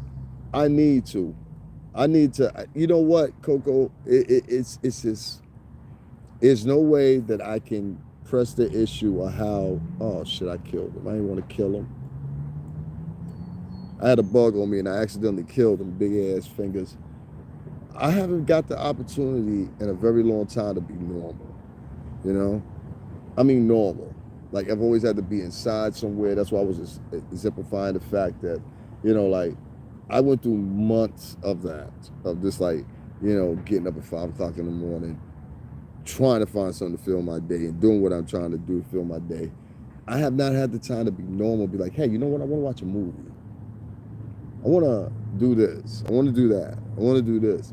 Even when I was at that hotel situation, I went through 3 homeless shelters, like 3, all to find my way to get back here. Because the particular times it happened, it was shit going on. Measles, COVID-19, you know what I'm saying? We had a measles outbreak in New York City right before the pandemic. A lot of people don't point that out or remember that, but I remember it. And the Jewish community at the time that was in Brooklyn was spreading it the most because they refused to get any type of inoculation. Y'all ain't put pressure on them. That's why I have a problem when I see motherfuckers trying to put pressure on black people to get that shit. Sound like Tuscany Experiment 2.0 or 3.0. You know what I mean? That's what it sounds like to me. Because they are paying people. I don't know if y'all know this or not, right? But they are paying people. Y'all take this back to y'all friends, right? They are paying people in test studies. Y'all can look this up, all right? They are paying people to be basically monitored and try to see what the results or different results or allergens or whatever may or may not be there based off the COVID-19 vaccination that you took.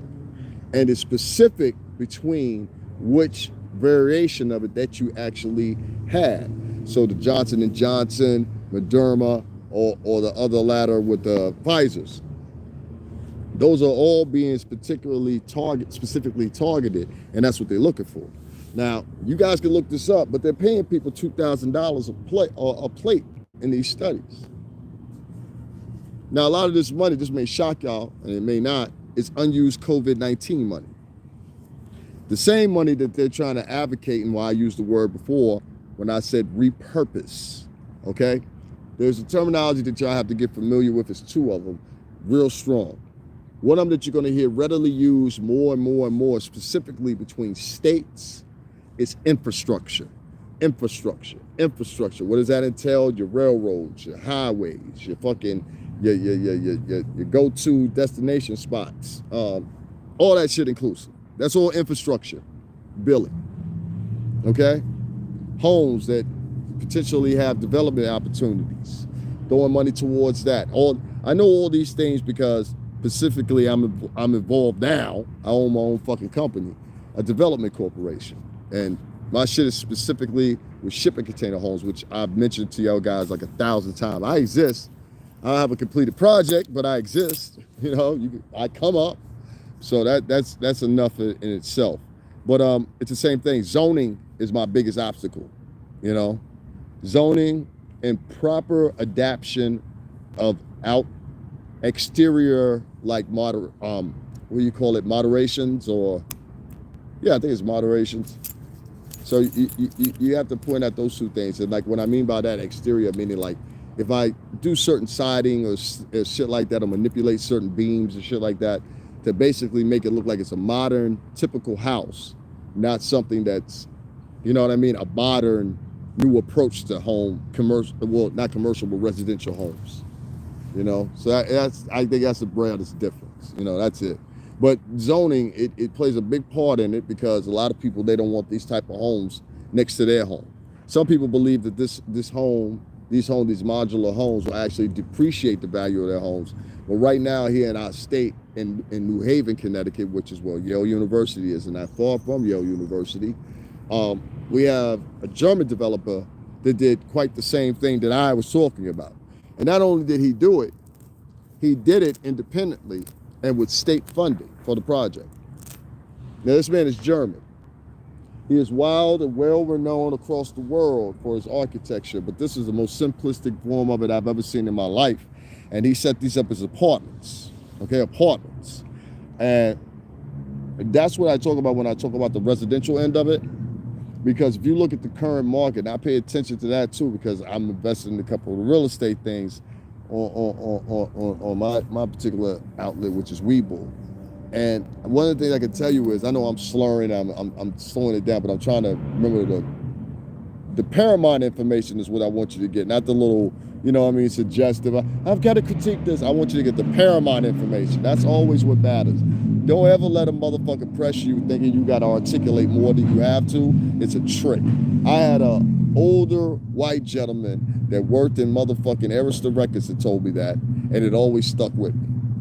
It always stuck with me. Articulation is not needed. Warren Buffett is not an articulation master. Never was. He's a country boy. All right? And I like the way the man in Berkshire Hathaway, I like how those guys do business. You know, that's something. You want to know how to do some business, some good business, watch Warren Buffett and Berkshire Hathaway. Watch that company. Watch that company independently. They are a force to be reckoned with in many different facets, a litany different facets. And I think they should be celebrated, really. There was a mural, and I'm going to try to find if I still got the picture on my page, that was painted of Warren Buffett and Jay-Z together. It was on, I think it was on 33rd Street. Yeah, it was on 33rd. And I took pictures in front of that shit and everything. I still got them on my phone, but I don't have all the pictures on my phone. I had an old phone, man, and I'm so mad because I had like crazy pictures that I took all throughout NY. And I only was able to salvage a couple of them because I put them to my cloud. I was introduced newly to the cloud at that point, so you know what I mean? But yeah, man, it's fucking crazy. What else did I want to talk about? There was something else I wanted to roll in and talk about too in the discussion outside of Janet Hubert and obviously the thirst in her. I wanted to talk about Howard University apologizing and having a position with Dean Rashad. You heard it first, Dean Rashad. I wanted to point out one thing, and one thing clearly. I have never in my life ever seen something more callous, more this improvise, but from a ferocious, insidious, nasty vibe, origin, whatever you want to call it, however you want to describe it. I don't know how you really describe it, but I've never seen it pointed so clearly as it has been. See, I thought I was going through a rough time, and I thought I go through a rough time sometimes socially as a man of color. No, I'm seeing this a certain segment of women of color, whether they be Latin or black, they improvise the same stroke on other women. They improvise the same stroke on other women. And I think somehow or another, they try to use this as a determinant factor on whether or not they will be successful. It's basically like the same thing, crabs in a barrel, but they've taken it to a whole nother level. You know, no, I'm gonna get to the top. No, I'm gonna get to the top. Yo, help me. Let's knock this bitch down. Boom. Y'all get it? No, I'm gonna get to the top of the barrel. No, I'm gonna get to the top of the barrel. Crabs. No, I'm gonna get to the top of the barrel. I'm gonna get to the top of the barrel. Hey, help me out. Let's knock this bitch down. Boom. Okay, what happens now? What the fuck you mean what happens now? See ya. That is an ideology that's easily adapted off the internet today. Where you have cancel culture, where you have all these other idiotic motherfucking advocacies that everybody wants you to follow behind that make no sense in most times. Very few of these advocacies I ever see really come to fruition that actually means some shit, you know? Very few times. Very few times. For me personally, I'll tell you, I've seen so many women come after other women without having any type of, and in this case, any type of provoke strike against them outside of the fact that you said something that somebody didn't quite agree with. So, let's get her. Like a bunch of fucking rabid vampires and shit. I'm seeing more women do this to other women than I see women doing this to men. And I talk about that a lot on here. I'm talking about this little specific group. Okay, we're not talking about an entirety. No. There's some good fucking women out here. Real good women out here. Women out here that are trying to get business. I've met women from my chat room that are actually trying to start businesses so they can do exactly what I was mentioning before. I had a woman plan out her whole fucking business plan of how she was going to do it out in Houston, Texas. All right? And she said, I would more rather hire men. She said, because of the pure simple fact of the climate in Houston right now. It's very violent. She says, I need men, and I need men particularly that can handle themselves and have a certain, broad build. I get that. You're less timid to come in like that. Most predators, they go after someone they surefire think they can take. You see what I'm saying? So there's a lot of women out here of color that want to do exactly what I'm talking about. They want to hire other men of color in their establishments. Yes, there are. There's a whole bunch of them. I've had some offers from women that come to me that I was like, thank you so much. That's why I said I'm going to get a lot of opportunities, but I got to get myself together. You know what I'm saying? Like, they done met me a little bit, but I need a push. I need some help from the folks, But there are women out here with some beautiful opportunities to offer, beautiful souls to offer, and everything else. So we don't want to confuse them, and that's why I'm trying to show y'all about the separation, especially with this Janet Hubert thing. Janet Hubert does not have the same soul as Felicia Rashad. She don't have the same vibes. She don't have the same character. She don't have the same motherfucking influence, at the rather the least. At the least. You think she does? You think Janet Hubert has more influence than Felicia Rashad? Then how come the fuck Janet Hubert wasn't elected as the motherfucking dean at Howard then? Why did her name not come up on the ballot of motherfucking selectees that they could have picked? I'll tell you why. Because they said, get that motherfucker up out of here, would have been the first response. She gonna tweet something and start some shit. You shit starter.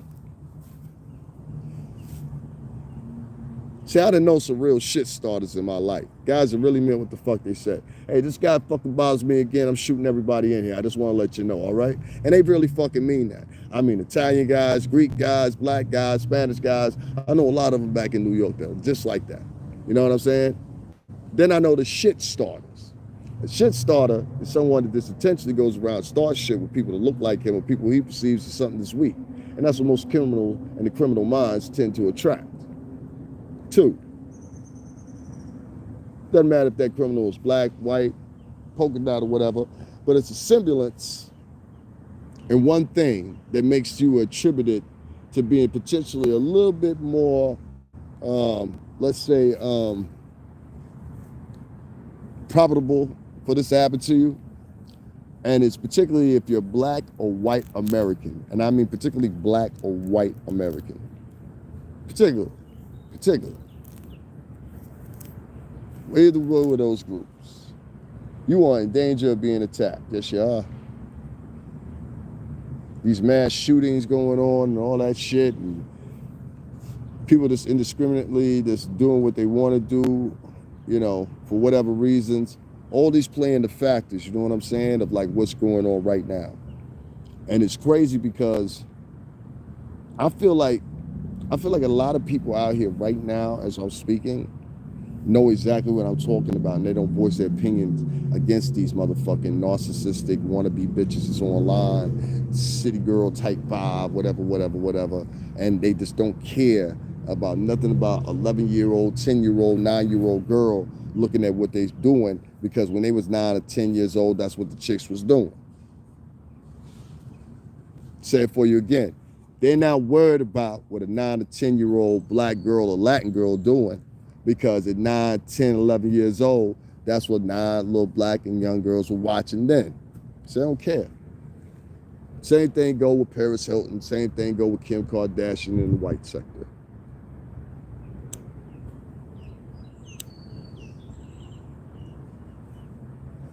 Kris Jenner, you did a fine job pimping them girls. Yes, you did. You did a fine job. Fine job. There, gal. She ain't nothing but an indentured servant. What the fuck Kris Jenner did career-wise?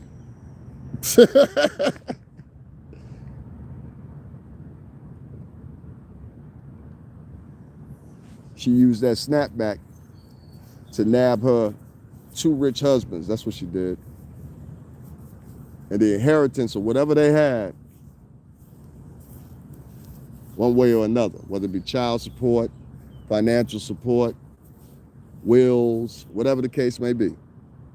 Kris Jenner moved her way into that. She pimped like no pimp before. Who she got right now? She got a black boyfriend that similarly kind of look like Kanye. And she been with him for a while. Sooner or later, she gonna leave that boy. I think he's like 40-something, 45, something like that. He's young. She's 60 plus. I think she's 66 now. 66 years old. So she's getting up there. And she'll financially take care of him and compensate him for the look. Whereas they get rid of Kanye, they'll probably have to get rid of him too. He's never acted up. I don't know if any of y'all know what I'm talking about, but I'm talking about Kim Kardashian's mother. The reason I say that is she did full pimp. So you got to understand the play. She pimped her one rich husband, then a second rich husband, then cashed out with the products of both of them husbands.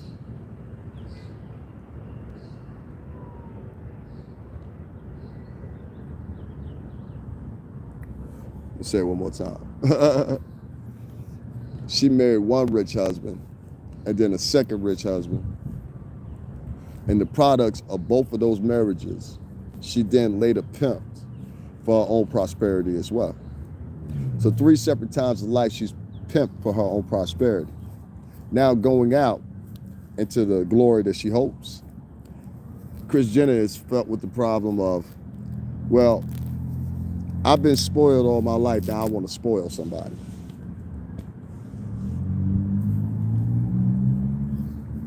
That's a problem. But at the same time, cannot blame her. Cannot blame her. And that's the question I think a lot of people come to contention with, can I blame her? You can't blame her. She's done what a lot of women in the ghetto do. Pimp their daughters out. So if you get mad at her, you got to get mad at them too. And we all know one. We all know one. I do. I've seen some women outright pimp their daughters out. I've seen situations where the mama and daddy is fucking the same man and they know it. And they know it. Okay? And in one case, I've not seen it just one time, I've seen it multitudes of times. In one case, To be quite honest with you, it freaked me out because the girl was only 17 at the time. You understand what I'm saying? So when I heard the motherfucker, what's the name and shit, I was like, oh wow, really? You know what I'm saying? It kind of shocked me. So I don't know. I'm just saying.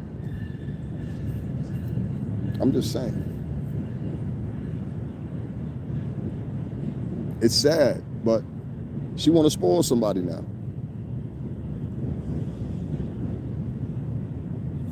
Now, can I ask a question, ladies and remaining listeners?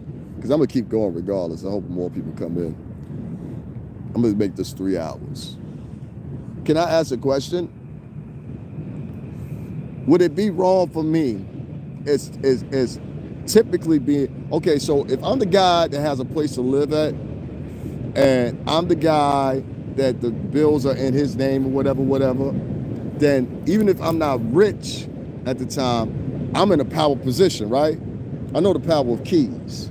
I'm homeless. So I'm asking the question of, if that's the case, right? Am I sort of a sugar daddy at that point if I can offer something to you that you don't priorly have or currently have? I think so. I've done this several times in my life, okay? Giving a woman a place to stay, had women deal with me for no reason other than having a place to stay. You know what I'm saying? And it's never spoken about. You know what I'm saying? There's a lot of women out here that play men for a place to stay. A lot of these superstars, they dating niggas because they can't afford to live the lifestyle that they lived once again. Not and keep the money. The revenue ain't coming in. The residuals ain't coming in. The revenue ain't coming in. There's no way you can do it. You can't pay out $200,000 a month continuously. It's 1.4 a year, almost. So you know what I'm saying? Starts getting, and then the taxes that come with it. So you start finding out different ways. So if you get married, you know, you got now filed jointly, brings the price down. Now your assets are connected, but then there's another problem. Someone chooses to leave the marriage or leave the consideration of the marriage. Now you got to spend money not only on a divorce, the legal shit of it, but now you got to spend money on what they're going to take out of your motherfucking earnings, you know? So that's how that shit float. And if you don't believe me, get in court with a woman and she wants a divorce from you and see how far that go.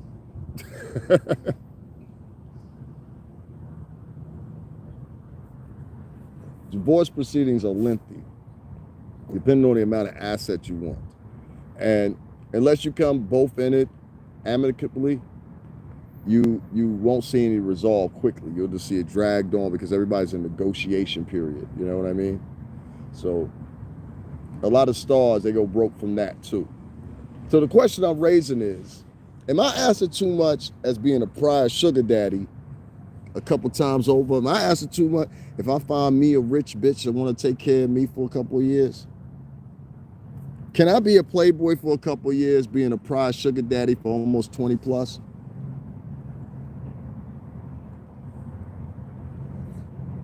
See, I had the ability to kick a motherfucker out and invite a new motherfucker in. There's no power like that.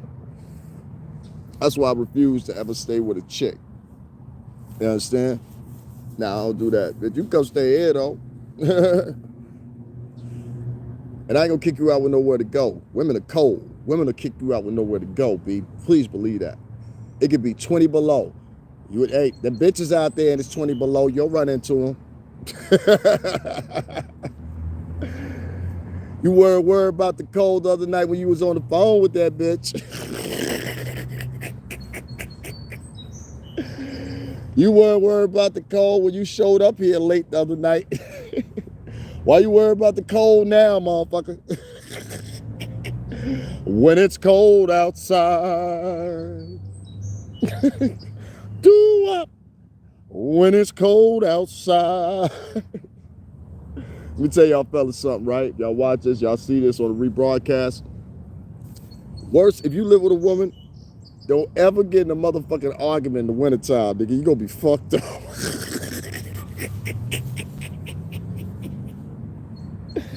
Please don't get in an argument with no woman during the wintertime. You're going to be fucked up. I'm trying to tell you. Listen, this your uncle talking to you. Your big cousin. I'm trying to tell you, this your big cousin talking to you. You going to be fucked up. You know what I mean? You're going to be fucked up. You're going to be out here and you're going to be like, yo, not only am I fucked up, ain't got nowhere to go right now, it's colder than a motherfucker out here, and I got bags to drag. Or a bag, or at least something with you. You know what I'm saying? It's got your change of clothes, all kinds of shit in it. I had a guy that I knew, I had to scare him straight. He got himself right. My man was sleeping up under a built stage down by the water. This black dude, he had been through some trauma priorly. He had actually been shot by the police. It's a true story. And he showed me his clip and where they had a story of him or whatever. This is what I mean by a lot of traumatized men of color out here. You know what I'm saying? And y'all don't realize it, but when y'all, you know, a lot of people out here flaunting what they personally got, you better believe there's some motherfuckers that want to get you got. You know what I mean? Please believe that. That season ain't never over. Only thing is, these motherfuckers ain't amplified to come after real motherfuckers. They come after, you know, elderly people and shit like that. That's why I put up that clip. And for whoever the sick motherfuckers are that press thumbs down on that, you're a fucking sicko. That was a young kid attacking a 70-year-old man and putting him on the ground. You know what I'm saying? Now, you can cuss a 70-year-old man out. You understand what I'm saying? But unless this motherfucker that threw more than 1 or 2 punches at you and ain't connected, in no form or fashion are you to take this nigga down or punch him in a public spectacle. And even more to point out, what nobody pointed out in the video, if you've not watched it, was nobody helped that man. Nobody helped that man. Now, I want you to put on the emphasis, fuck what color he was, all that shit that motherfuckers gonna come with in the comments. Fuck all that. That could have been your granddaddy. Let's start there. How about that?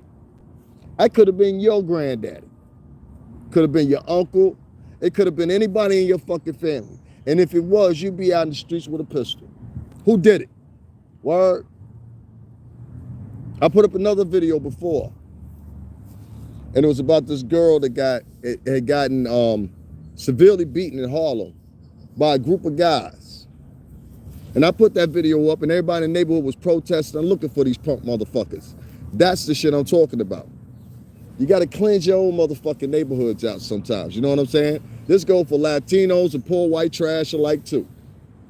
You got some motherfuckers, some of your biggest capital offenders that raided the Capitol came from the trailer park that was at that day.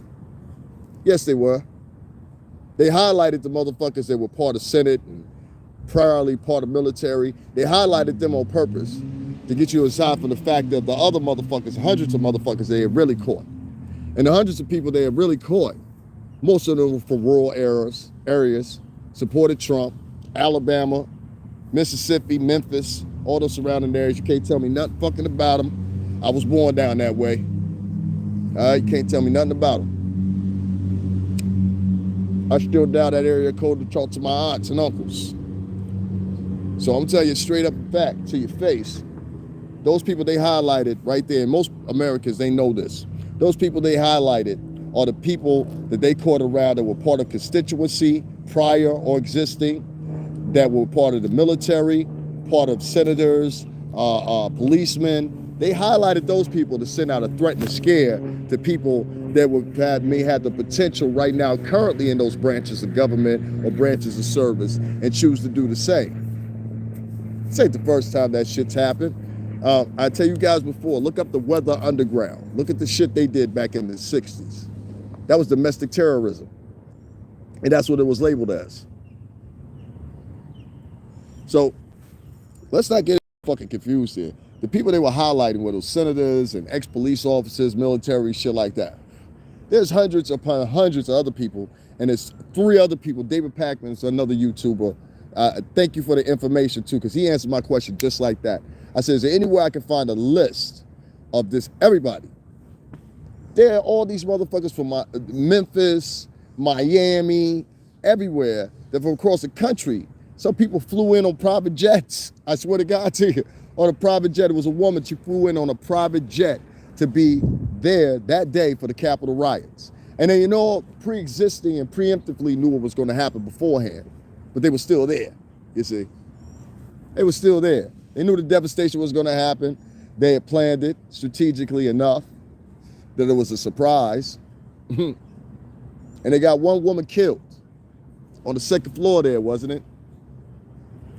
And that officer told her, he said, don't come through this door, bitch. Don't come through this door. I'm about to put one in you. She was like, now fuck that, I'm a female. Told you that shit don't work in all situations. The nigga will drop you, ladies.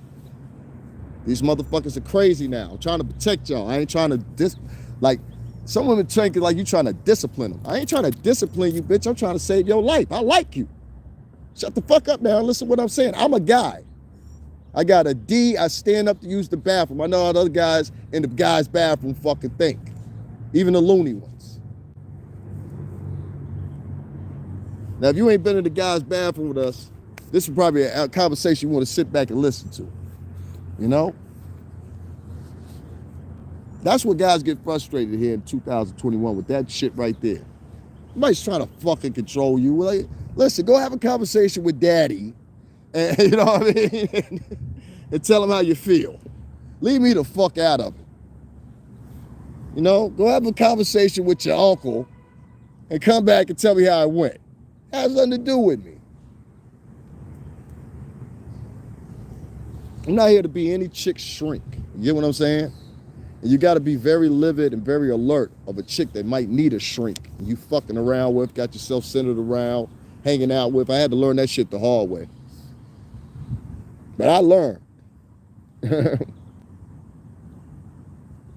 I learned very quickly. You got to be very aware. Them chicks that come at you with the googly eyes and all that shit, they too happy. Get the fuck away from me, you vampire. What's wrong? You hungry? You out feeding?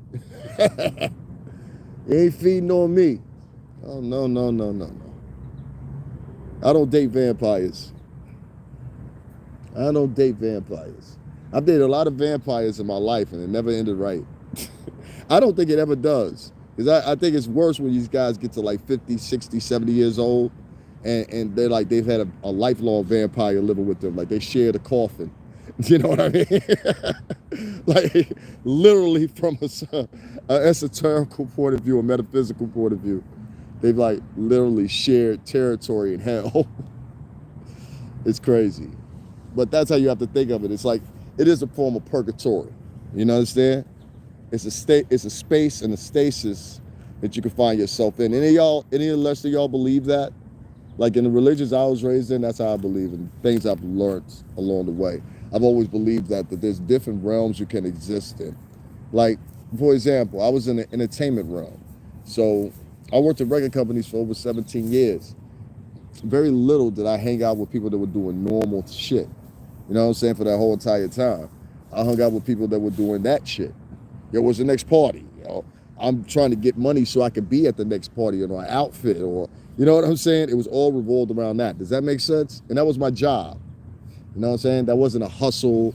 That wasn't my business I ran. That was a hustle. The hustle was to get the money so I could leave Connecticut and get back to New York and stay for 4 or 5 days, you know?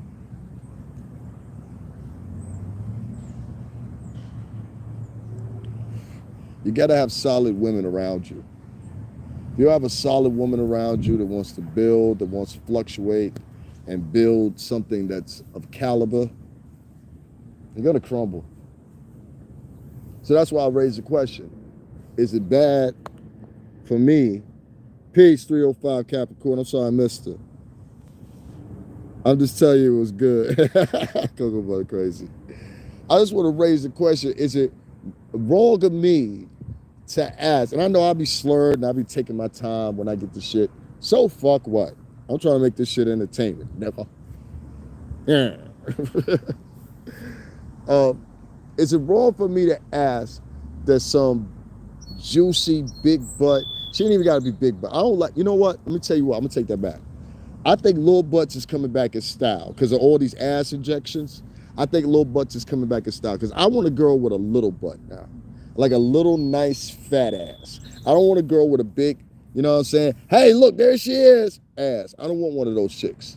that, hey, look, that shit caused problems during these days. I seen a girl like that. We were both eye fucking each other one day. Shout out to her. We were at Golden Crust over there on Fordham. And I was like, yo, you look good as fuck, but I know if I get with you, you got everybody around it because the way you dress, warning you.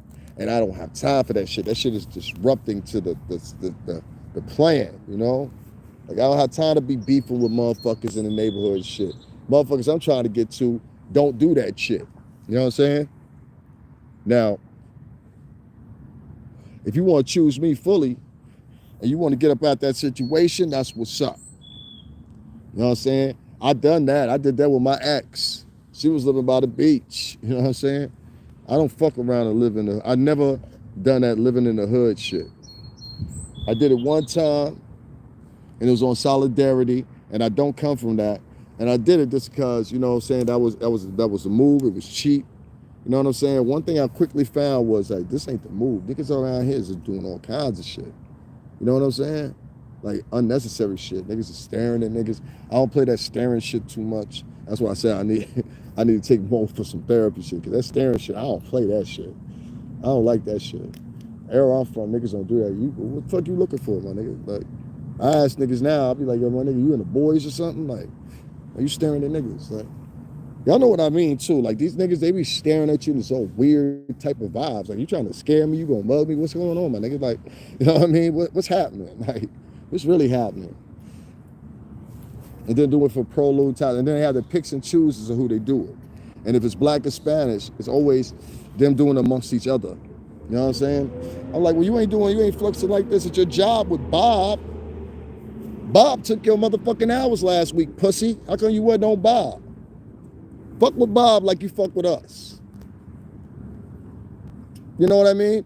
And that's like, this is the like trajectory you're trying to get people to in the culture, to stay out of the problem of like fucking with each other versus fucking with the motherfuckers that's truly your opposition right now in society. And a lot of people don't get that. You know, a lot of people just don't fucking get that. And that's why you're seeing half of the problems that you're fucking seeing right now in Chicago, Miami, New York. New York looks like a fucking dump. Listen, I don't give a fuck who say this in the town. Nobody visit New York right now. It's fucking dangerous. People are getting hurt. People are shooting at Times Square 2 times in 1 month. All right? And both times, the motherfucking unintended target got hit. Stay the fuck out of New York. Give them to the wintertime. Come to New York in the wintertime. Don't come right now. These yee-haw, cowboy wannabe ass niggas ain't been out in months. Stay the fuck out of there. Got your kids out there. They had a 3-year-old baby last time. You heard me. 2 shootings randomly within a month of each other in New York City. And more to happen. That clip that I showed you guys, that was from NY. And people want to thumbs that down. This is a reality of what's going on in some of your neighborhoods. Not all African Americans are living like this. Not all Latinos are living like this. But for the ones that are, the ones that I do know that are living like this, it's for you to warn them and tell other people, yo, you need to do some flushing of the community. And motherfuckers just can't have the disdain and the respect and all this nobility that they project on camera. They can't project that shit in real life. And that's what it takes. You got to cleanse your own. And I'm not talking about it's deciphered by who has more education than the other. That's classism. Now you're electing another fucking belief system that the Romans and Augustus and all them believed in. Doing that again. Where do you think the sense of democracy comes from? Objectively or not, one of the things I would tell you guys is this. Don't put yourself in an equilibrium or position where you've got to decide whether or not you want to have the most for your particular culture. And the best is not defined. Shit, I went to college. Shit, you see what? Let me show you something. See this right here? Hold on, come on, turn around. See that right there? That's what's in this town, you know? I look around shit like this all the time. That's a Ferrari, I believe, or a GT. No, that's a GT. They only make a couple of those, you know? Beautiful car.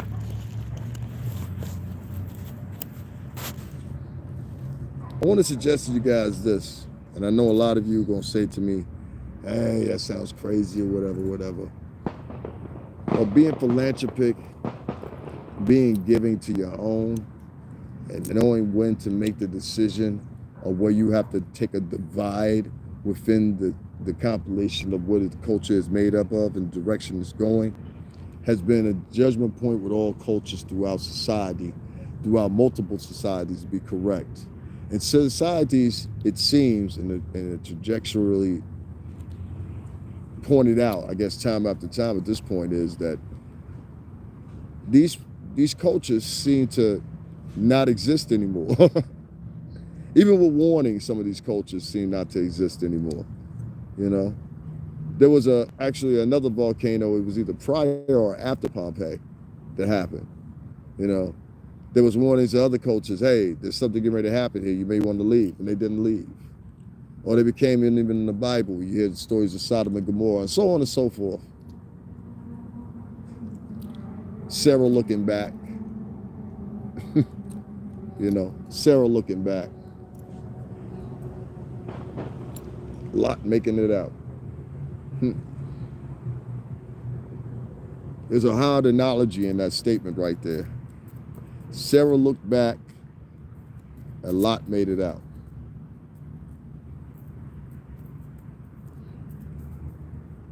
That's how some tell it. That's how some tell it. Depending on whatever the 25,000 renditions of the Bible you read. That's how some tell it.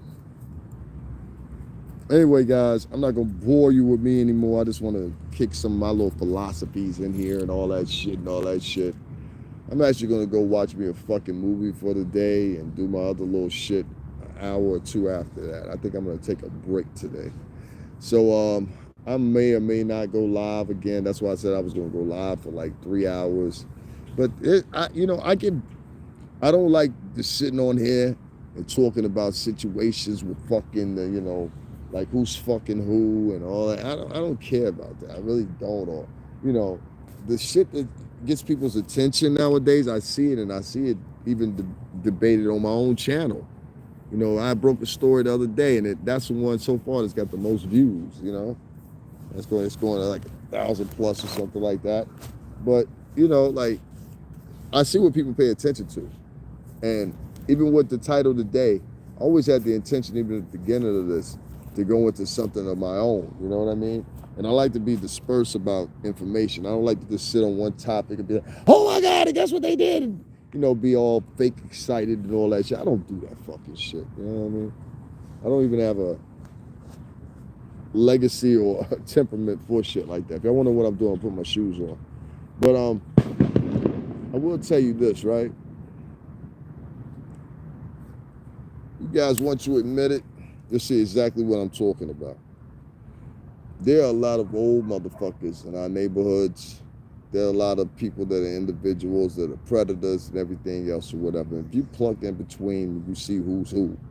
You'll understand to yourself, and not only yourself, but the others in the community, that most of the people in these communities, I have found, and I've been through all of them, Tompkins, Marcy, Greenhorn, shout out to motherfucking Queens, like all of them I've been through, one way or another, friends or parties or whatever the case may be. So I've been through all of them in New York. And one thing I see is one solidarity that all the men usually have in line, and usually the women do too. And it's one to two individuals that preempt something happening, and it actually happens. And that tragedy comes out, and you know, a lot of people are affected, a lot of families are affected, sometimes generational. You know, I've seen that in cases. I know motherfuckers that got sentenced to life. Actually, a couple of them. You know? And a lot of them were just like me, good people, started out good, and just like, you know, like I said, before I got to where I got to, and, you know, at this point, I guess in my life, most people, even young as I am, I'm accomplished more than most people ever will. I was at the epitome of accomplishment, and that's not a blow. That's not to sound cocky. That's just reality. And I thank God for that. I really do.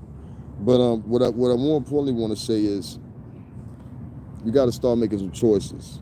And if you're going to point out people, you got to point. Thank you. If you point out people for things you think they said that were incorrect, like Janet Hubert did with Felicia Rashad, or people so cornly pointing out with Bill Cosby, let's get to the real matter. Because Bill Cosby has said for years the same thing that I'm saying. We got to pluck in between and pick out who's who in the culture. You know what I mean? And y'all looking for the coons, but what you should be looking for is a real rebel rousers, the people that don't care. I'm hearing these stories out of Chicago over and over and over and over, where there's some beef on the street and a kid gets killed. I got another story that I'm gonna put up for y'all later on. I told y'all I'm putting together a reel for y'all. But every time I go to search to see if there's any new ones, there's always something else to pop up.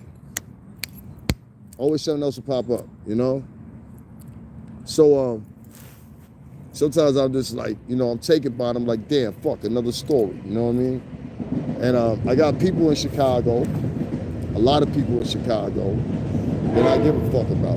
Annette, if you see this, shout out to Annette Foster, BB, Simkai, Rao, Lil Harv, definitely Lil Harv. What up, Harv?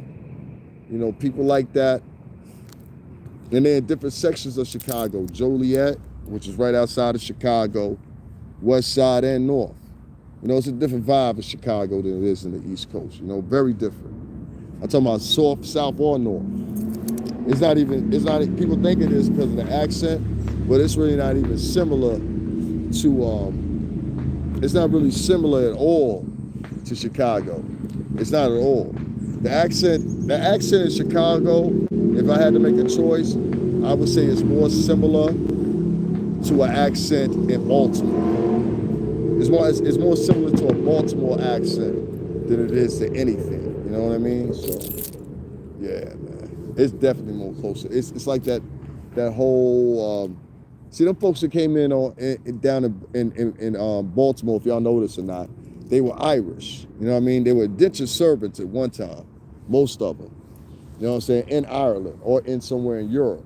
And so they made to the docks down there in Baltimore or whatever. And shortly before them, it was the Quaker folks and everything like that. They're all Dutch or Irish later on. And they all have that accent. You go through Pennsylvania, where we was at Mechanicsburg and Harrisburg, they talk like that. You know what I mean? And you can hear it. You hear the similarities. If you hear how the Amish folks down there talk, you'll be like, I don't know if you do. It could do. And that's Dutch. Dutch and the Irish had the other inflection in it. I don't know if you do. I know that shit very well. DMV. DC, Maryland, Virginia. And they all three different vibes. Please believe you on me on that one. They all three different vibes. Baltimore and this Maryland itself is dangerous. You don't need to be flooding through there. You don't need to be strutting through there if you don't know nobody down there. I went down there to go listen to a producer one time. Homie said, yo, don't go to the store unless I'm with you, all right? I said, all right. This nigga walks with me to the store. It's me, him, and my two homeboys can pay witness to this. They'll come on here and say the same shit. We fucking get to the store. It's like 35 motherfuckers out there. It looked like an episode of the fucking Wire. I swear to God to you. You know the shit you see in that TV show, The Wire? It looked just like that shit. And I was like, oh, snap. What's going on? And I said, imagine if I would have walked into this by myself. And I was trying my hardest to take a selfie. And I was like, please don't pull out your camera right now, Davin. These people gonna think you fucking with them people. You know what I'm saying? We all gonna be in trouble. You know what I mean? I know you got good intentions. But I said, yo, I just want to take a picture of some motherfuckers. No, it's really that real. It was really that real. And I was on the west side of Baltimore. And that was like not even 2 years ago. I think like 2 years ago, me and Uptown, you know what I'm saying, going down there to check out a producer. And it happened just like that. So keep in mind, don't go to the store by yourself. If it's a hood corner store in West Baltimore, you in danger. You definitely in danger. You know what I'm saying? That's a fact. Other thing I wanted to discuss with y'all was this, man. When you got the people out here, you know what I'm saying? You got your men got to start acting like men. See, a man don't be a man for one person and then be a sissy for everybody else. That don't work that way. You know what I'm saying? And I see a lot of men out here, especially in the black and Latin culture, that want to act like men when they're around white folks. But when they're around black and Latin folks, they want to act like any old fucking way they want to. I mean, and the reason I bring this up is because of an episode that I encountered and I saw myself. And I'll let y'all understand what I'm talking about real quick before I get up out of here. The guys nowadays, they spend a lot of time fucking with each other, you know. Both of these motherfuckers should be in a pissy elevator in the projects, right? And one of them will be like, yo, I'm better than you. How you better than him? You get what I'm saying? Because he got new sneakers on? But y'all both on the 4th floor in a pissy elevator in the projects. And they don't get the symmetry. You see what I'm saying? They don't understand the symmetry even for the slightest of how affected you are mentally to actually do a comparison right there on site where y'all both reside in the same place. This makes sense? So a lot of people will sit back and they'll have that mentality for generation after generation. I've seen families that I've seen for generation after generation live behind in the same thing. And in some cases, it works out for them eventually, but in many cases, the families remain there. Now, I've seen this throughout New York. I've seen this throughout New Jersey. I've seen this throughout a couple places, you know what I mean? And for some reason or another, I was just checking something out. This woman, she got a baby. She's trying to get past the sign. She good. But it just makes me wonder sometimes or another whether or not black and Latin men hate each other. That's the question I want to propose. Do they hate each other? Are they so envious? Are they so nasty? Are they so weird? Are they so wacko that they just hate each other? I see some demonic things come out of black men's mouth against other men of color. I see some demonic things come out of black women's mouth against other black women of color, like I mentioned right at the top. And if you're wondering what that section is with Janet Hubert, it's at the beginning. So you go back and watch this after it's over. It's at the beginning. I just ain't spend the whole time talking about this broad. I didn't just bash her. I wanted to give her some counsel on STFU, you know what I mean? And everything that advises and follows. You know what I'm saying? You dig? You know what I mean? You know what I mean? She's a trip. I'll get back into her. But it has to do with this subject right here that I'm talking about. Do people of color hate each other? And I think in some sense they do. They're only passive aggressive to each other. Many of y'all know what I'm talking about. You would walk past somebody as a person of color and they grilled the fuck up out of you because you look better than them or talk better than them or gave them the intuition that you some type of person that you might actually not even be. In some cases you might do be, but in most cases you're not. You know what I'm saying? We've all witnessed this before.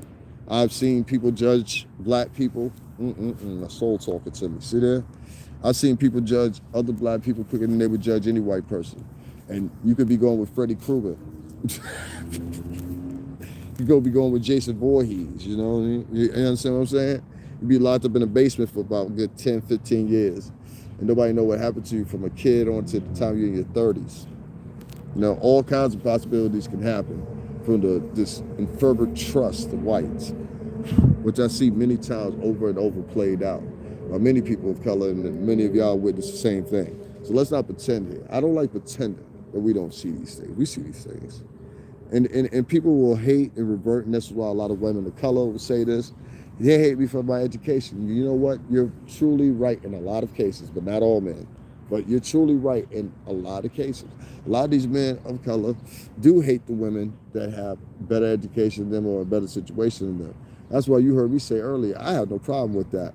If you a rich mommy, you know what I'm saying, that want to take care of me for a couple months or something like that, only thing you wanted some solid D and maybe somebody cook for you, I'm your guy. Please believe that. You know what I'm saying? But I'm talking about rich now. I ain't talking about you 1,000 there. I'm talking about, mommy, you make 100,000 or better. You know what I mean? Yeah, why not? There's a lot of guys out here that put in work to make sure that their kids and make sure that their life and everything else, you know what I'm saying, on top of that was together. And then it did sometimes by miscellaneous different ways, you know what I mean? But, I'll put it to you shortly, you know, you should be happy. You know what I'm saying? You going to college? No, daddy's weed money paid for college. Now figure that out. Daddy's weed money paid for that motherfucking back to school clothes. Figure that shit out. There's a lot of men out here don't get the motherfucking accomplishment knots that they do based on the moves they make. All right? Well, if we're going to do that comparison, talk to a biker and ask him how he raised his kids. Talk to an ex-military man and ask him thoughts and revelations and techniques he taught his kids. I know because I've been around it and I've seen it. It's very different. Very different. I'll tell y'all like this, man. On this 4th of July, good thing. Usually I'll be at a cookout or something. Fuck all that shit. You know what I mean? I ain't trying to be congregated around a motherfucker anyway. You know what I'm saying? You know what I'm saying? Doctor told me stay 6 feet away any motherfucking way. I don't care if they do got the shot. Word. People be forgetting that shit, right? Hold on one second, guys. Let's try to get the stand to pop back up. There we go. So, I just got to pose that question. Those 3 questions. Am I wrong for wanting a sugar mama? I want a fine ass sugar mama too. I want a sugar mama that's on some Angela Bassett shit. You know what I'm saying? I'm joking and serious at the same time, but I keep it real about it. At least I'm joking and serious at the same time. You know what I'm saying? But it would be nice. Shit. I like a little sugar mama. I'll be a pet for a minute for a woman. You know what I'm saying? A woman of caliber, a woman that got some sense. Not no doofy ass one. Like, I ain't doing no, you know what I'm saying, any old type of rapper chick type shit. You know what I'm saying? Give me a nice, solid R&B singer chick. You know what I'm saying? Or movie star. I could date a movie star girl. Definitely. Have some good wavy times. You know what I mean? Especially like one that's like hip. You know what I mean? Cool and shit. Yeah.